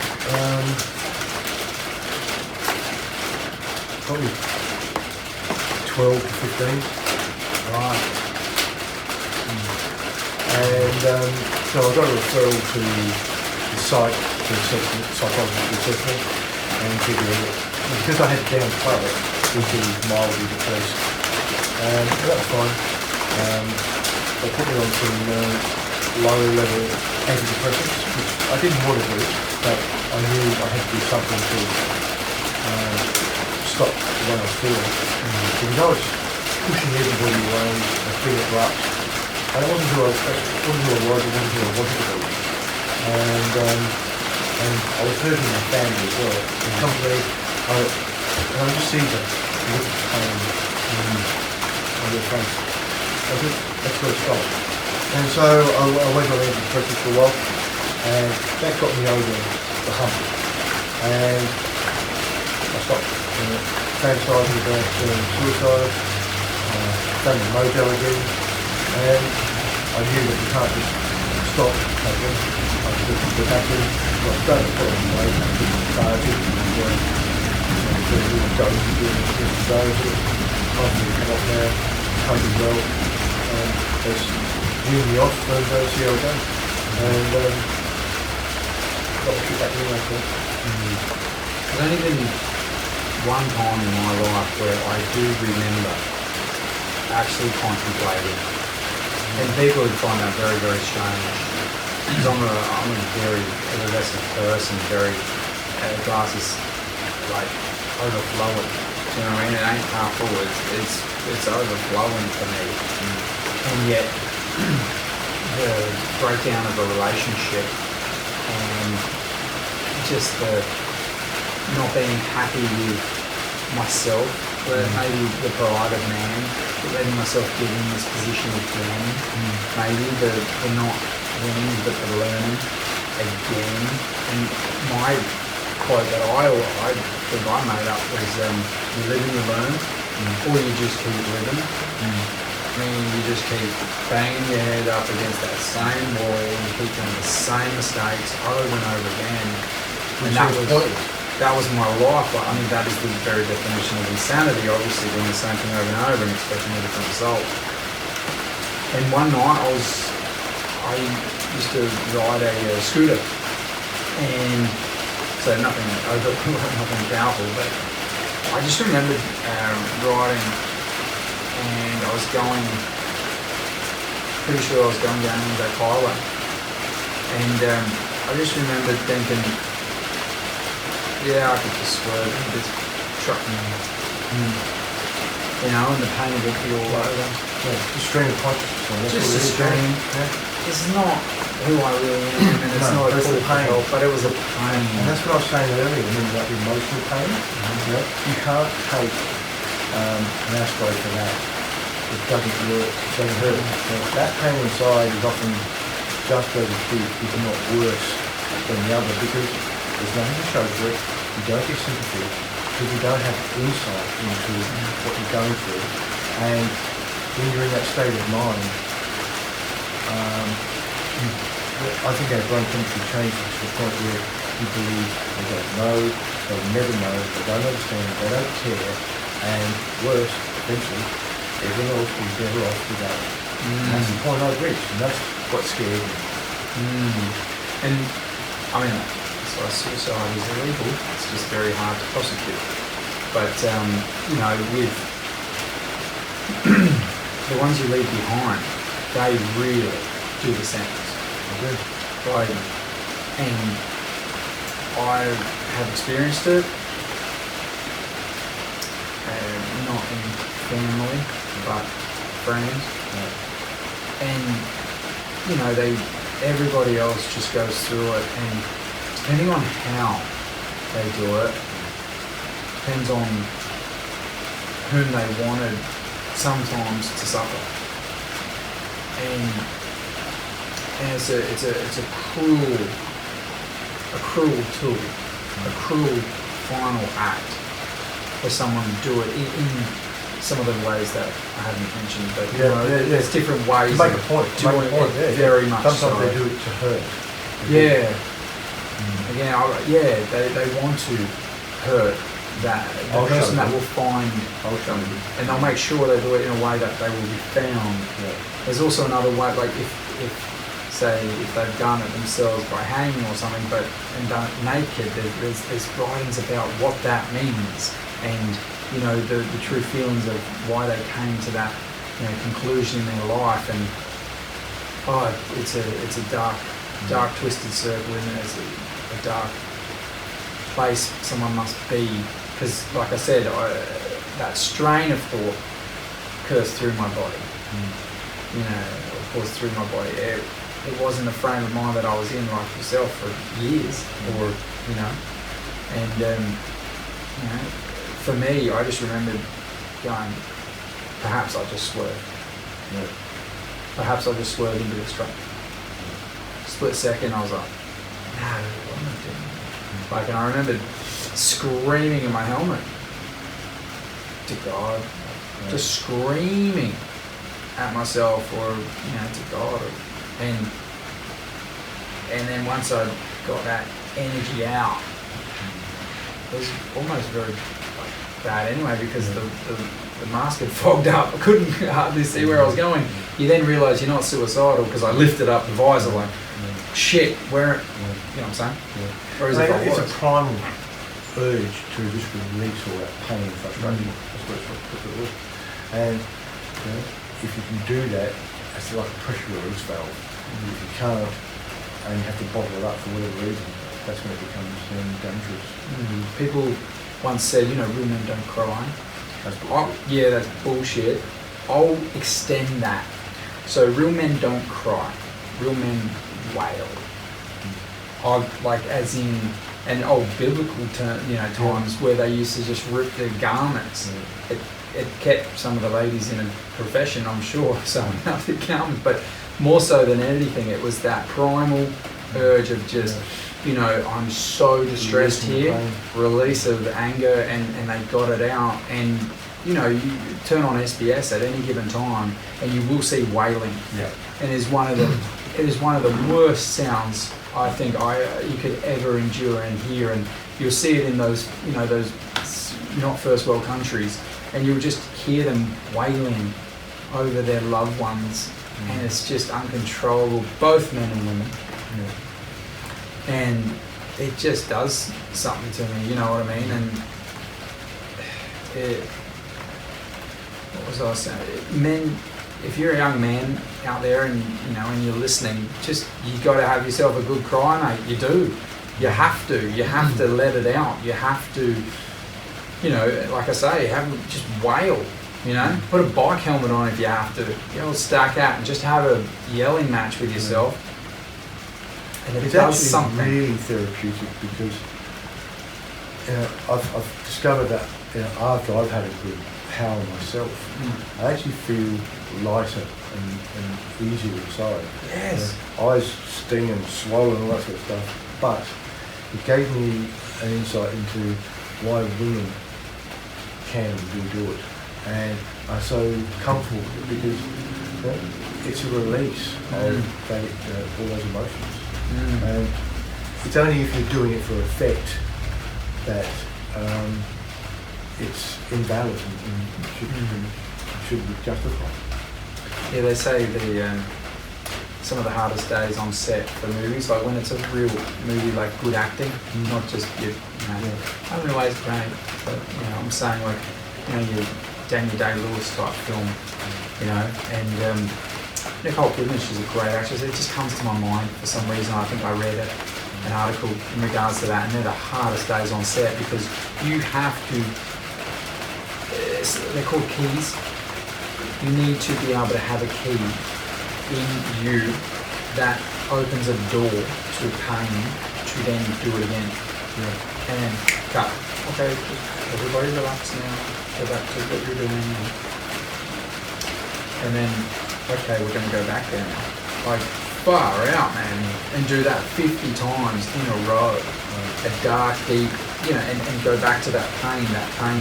When I first started acting with my coach, Doris, she was from The Cloud's Daughters. Yep. Among everything else Aussie, but I'm just saying that's what she's been doing. I'm sure.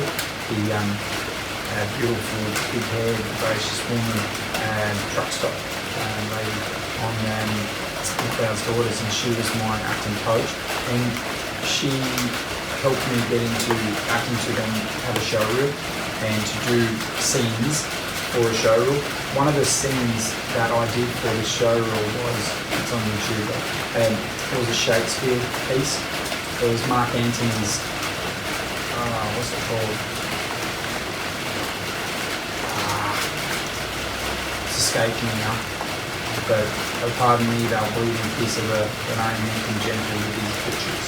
Like basically, his loved one, or perhaps the king of the day, I can't remember exactly how it is, but basically his loved one is dead, and he feels it's his fault. He didn't do enough. Pardon me. They'll bleed in peace of earth, that I was meek and gentle with these butchers, that I couldn't, And for me, in a scene, when I did that scene, the key straight away for me was always imagining that my father was being murdered, and I was there and I couldn't do anything about it. It's a fair key.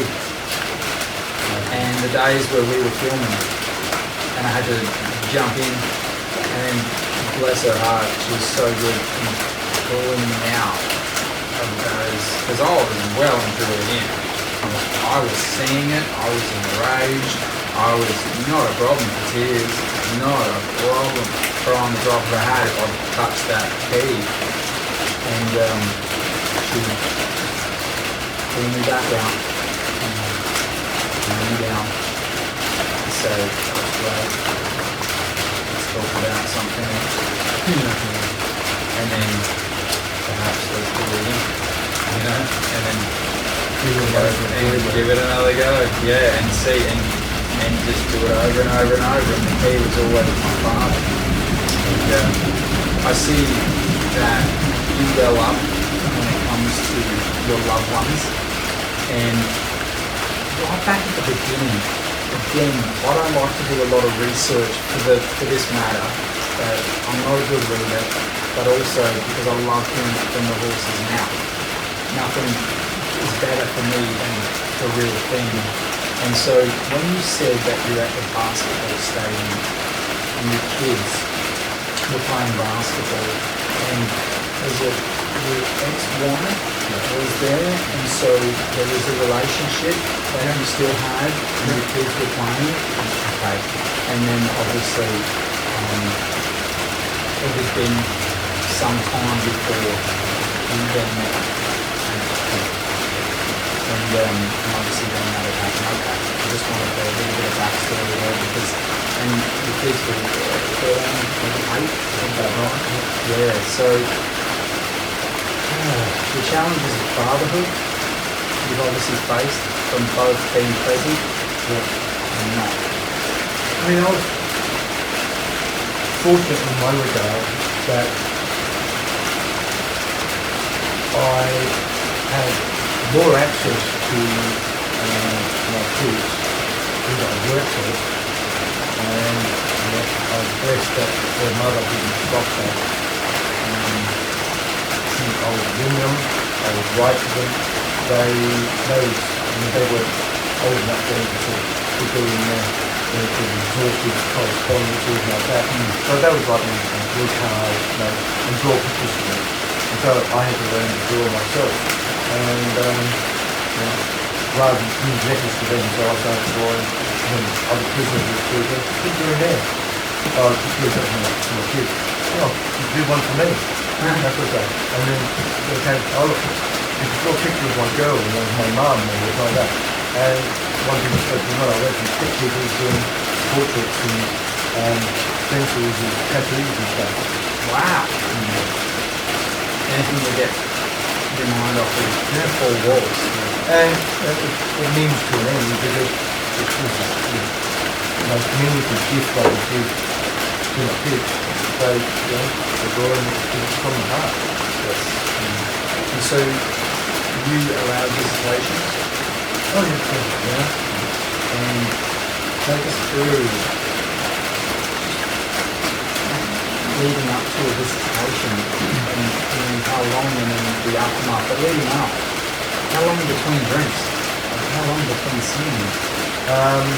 When you're in a remand centre, you're actually legally entitled to, I think it's 3 or 4 visits a week.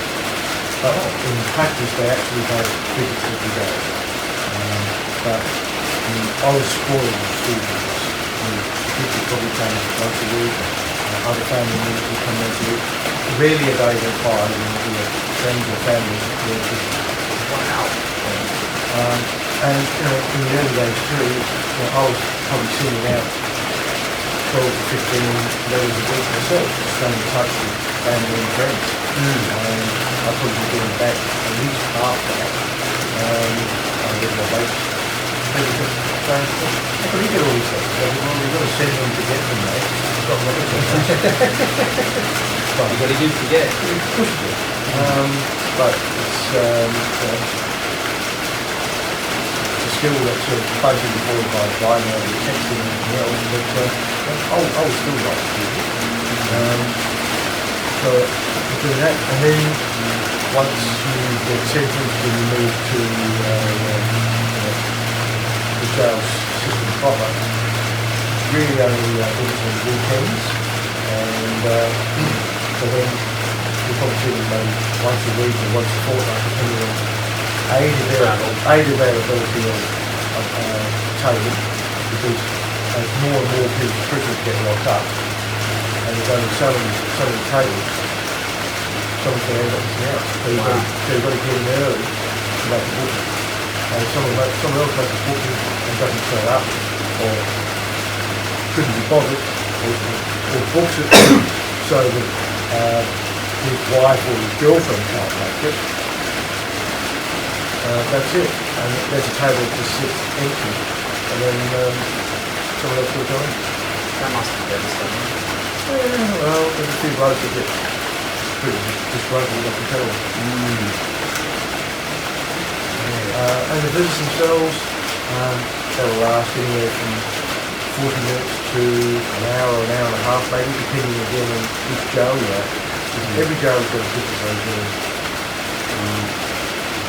And you got to get to the program. And when you can ring up to make a booking, that varies from jail to jail too. So you get no warning when you make a statement of move for security reasons. So someone's going to organise a jailbreak en route. You could have a visit booked and you wouldn't know that they've been transferred to another jail. It's just arrived. You get the old, they're not here anymore. Yep.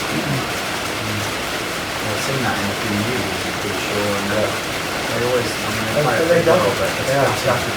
They have to work themselves up to it, and they have to go through a whole heap of security checks before they can get in. Often they're treated as badly as the inmates are, even though they're civilians who've done nothing. And that's an experience.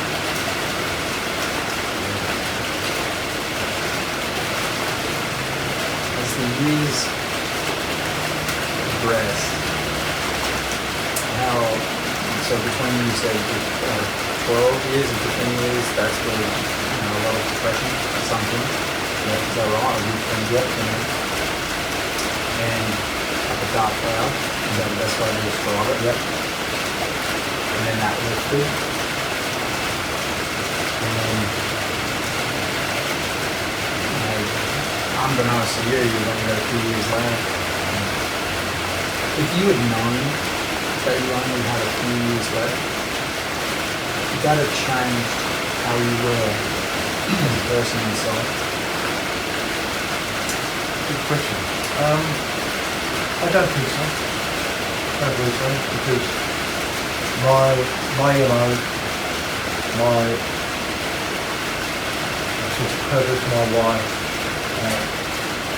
my strategies for coping, for helping other people, is by then so ingrained. I couldn't have changed it if I wanted to. Second nature. Yeah. And I've always enjoyed helping people.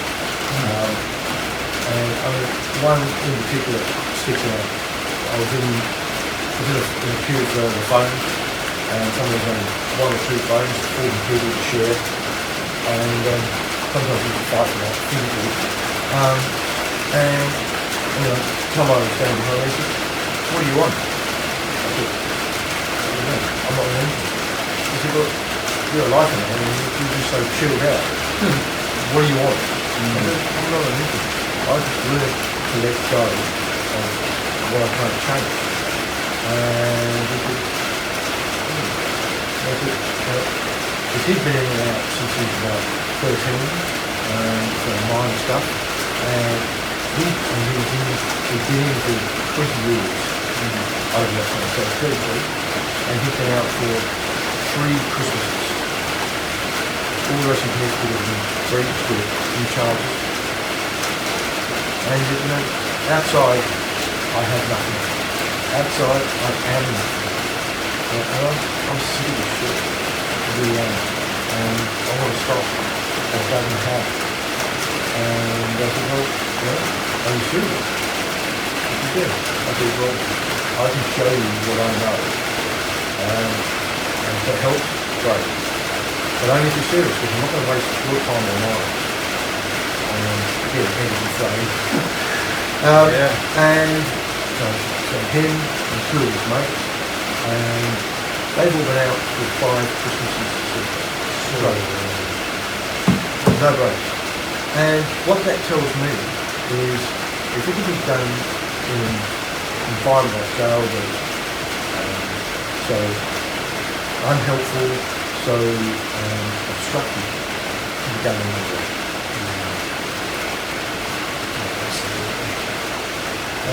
That just reinforces for me that no matter where people are, whether done time, work time or not, there's still enough humanity in them that they want to change. And with very, very few exceptions, I believe people are capable of change and are redeeming. I think the only ones who aren't maybe are people who are just genetically broken. True psychopaths who cannot be killed up, if it cannot. But everyone else, I think, deserves the benefit of the doubt and give them a fair shake. Because if we give them a chance and give them a leg up and support them, they win, their family wins, society wins.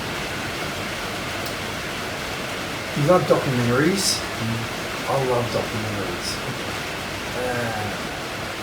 I don't know whether I'm allowed to talk to you about it, but there is a documentary that I love, that I love hate.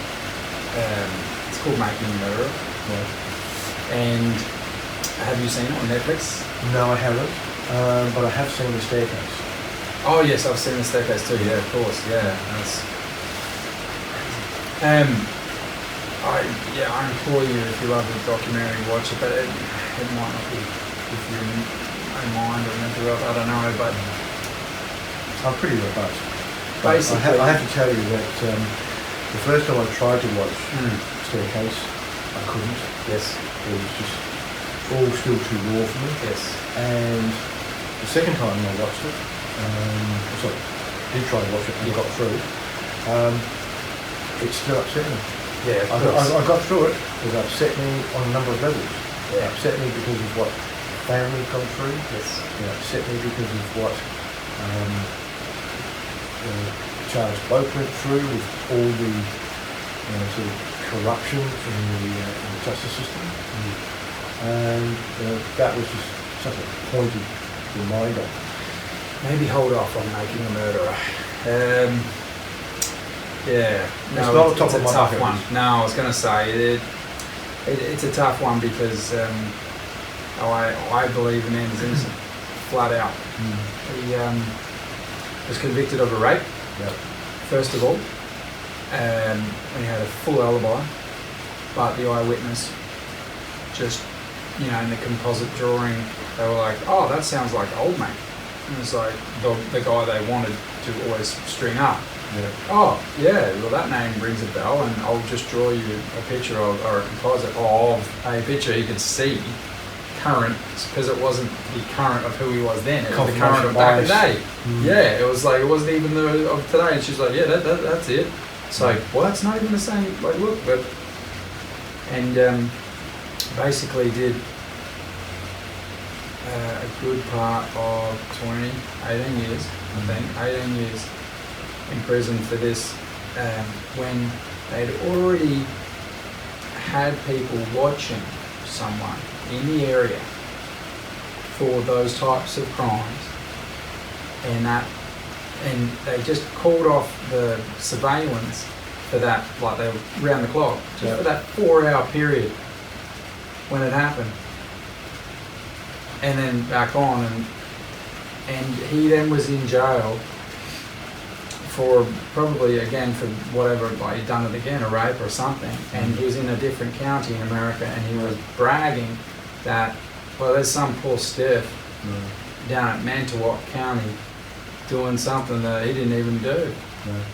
And so he told this person in a cell, his cellie or something, and his cellie then, thought this was information that might get him, so he then told the information then went to the detective that you find throughout this making a murderer, throughout this case, and that phone call said, hey, you might have the wrong guy, like how many people are in it for that reason, and how many, and he just went, click.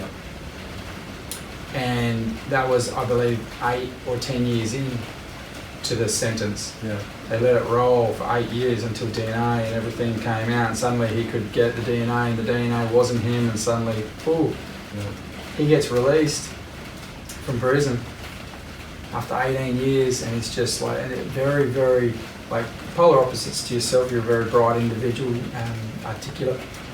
This gentleman was below IQ, very below IQ, and just happy-go-lucky, and the day after he got released, that phone call that had happened, 8 years prior, they then finally wrote a report about it and stuck it in a safe. Like as if that's where they go. Yeah. Like, what? They actually have an absolute legal obligation to reveal that information. Absolute legal obligation. Well, and that's what I mean, this documentary, because he gets out after 18 years, right? And that's why I was just going to say, if you'd watched it, but I'm just saying, careful, because they then, and again, depending on how you look at it, but the majority of people that I talk to go, he's back in prison now for murder this time. That the young lady's car or whatever is on his salvage yard lot, and they, in my opinion, string him up again. So he's back in I prison. heard from people who've watched it that he had sued successfully. He was going to sue the Oh state. yeah, that's And then, that's of the course- cheese I forgot to tell And you. then, of course, they decided that I can't live with that sort of embarrassment, and so they fit him up. Correct. And that was the cheese, yeah. That was the, because that's motive. You're about to lose your county.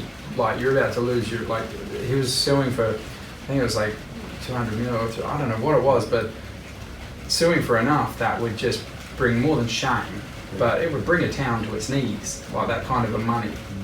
And, you know, and I'm not going to go into, you know, the monetary, because I don't think any amount of money can really give back what has been lost. And so somehow they put a figure on it, and just before it gets it on, suddenly something happens. Yeah, And just in the nick of time. am I saying that the police actually killed the person or whatever? I don't think so, but it just works out that Well, that- when you examine how the process works Mm. and know who has control of what they call the chain of custody for so-called forensic evidence, whether it's physical evidence, photographic, footprints, fingerprints, DNA, it's so easy to manipulate, transfer, transport, or lose. And you know, you look at how that was fabricated and twisted beyond all recognition in the staircase. Yeah, correct. And Yeah. just lied flat out in terms of his expertise, the number of cases he'd done that were similar. You know, I just could not help but getting angry. And the parallels there and lots of people. Which we won't talk about. Can I take a break? Of course. Cheers, mate. Absolutely. Not a problem. Please do. It's nuts and bolts and all, so please go through.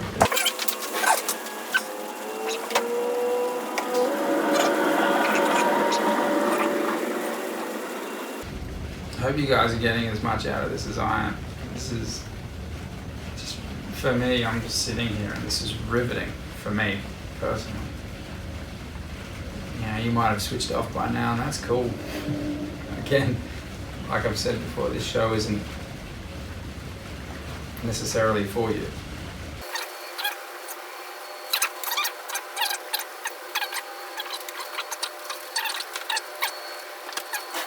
Speaking to myself, Yeah.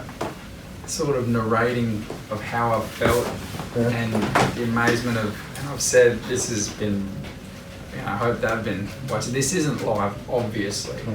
This is recording, but nuts and bolts and all, this is how I will produce it. And so, yeah, walking across camera, yeah, you shouldn't do that. I don't care. It's real. Coming back across, I don't care. And I was just saying how I'm riveted just sitting here and talking to you. And I'm like, I hope you are too. And then I went, I don't give a shit if you are actually. Yeah, if you've switched off, it doesn't bother me at all. Like, for me, this is so much of an insight into another man and the thoughts of a man.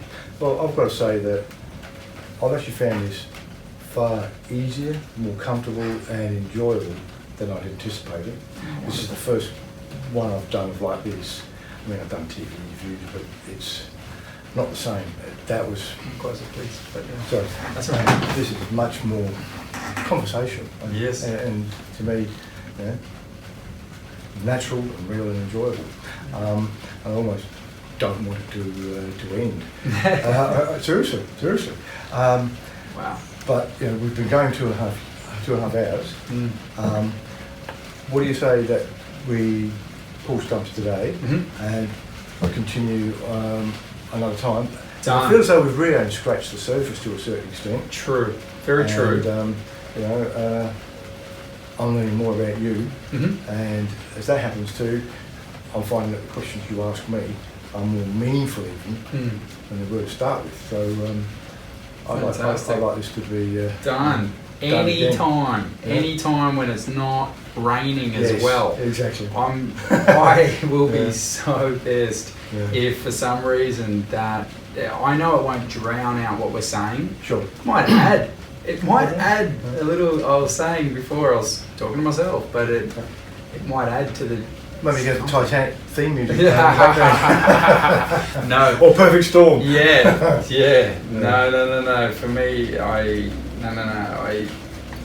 I've been riveted. I've been on the edge of my seat. I don't know if you've noticed that, but I've been very engaged, very forward. Yeah. But I mean, we've laughed, we've cried, we've had it all. Yeah. Henry Keogh, thank you. Absolute honour, pleasure, and let's do it again soon. We will.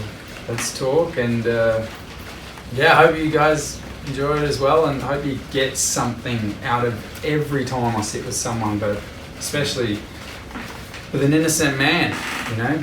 Just, I can't even fathom and come to grips with how you got through it. We've only, like you said, we've only scratched the surface. And I just want to thank you and honour you in saying thank you for being so open with myself and the viewers. Much appreciated and much respect. Seriously, mate, it's been a real pleasure. Until next time, brother. Okay.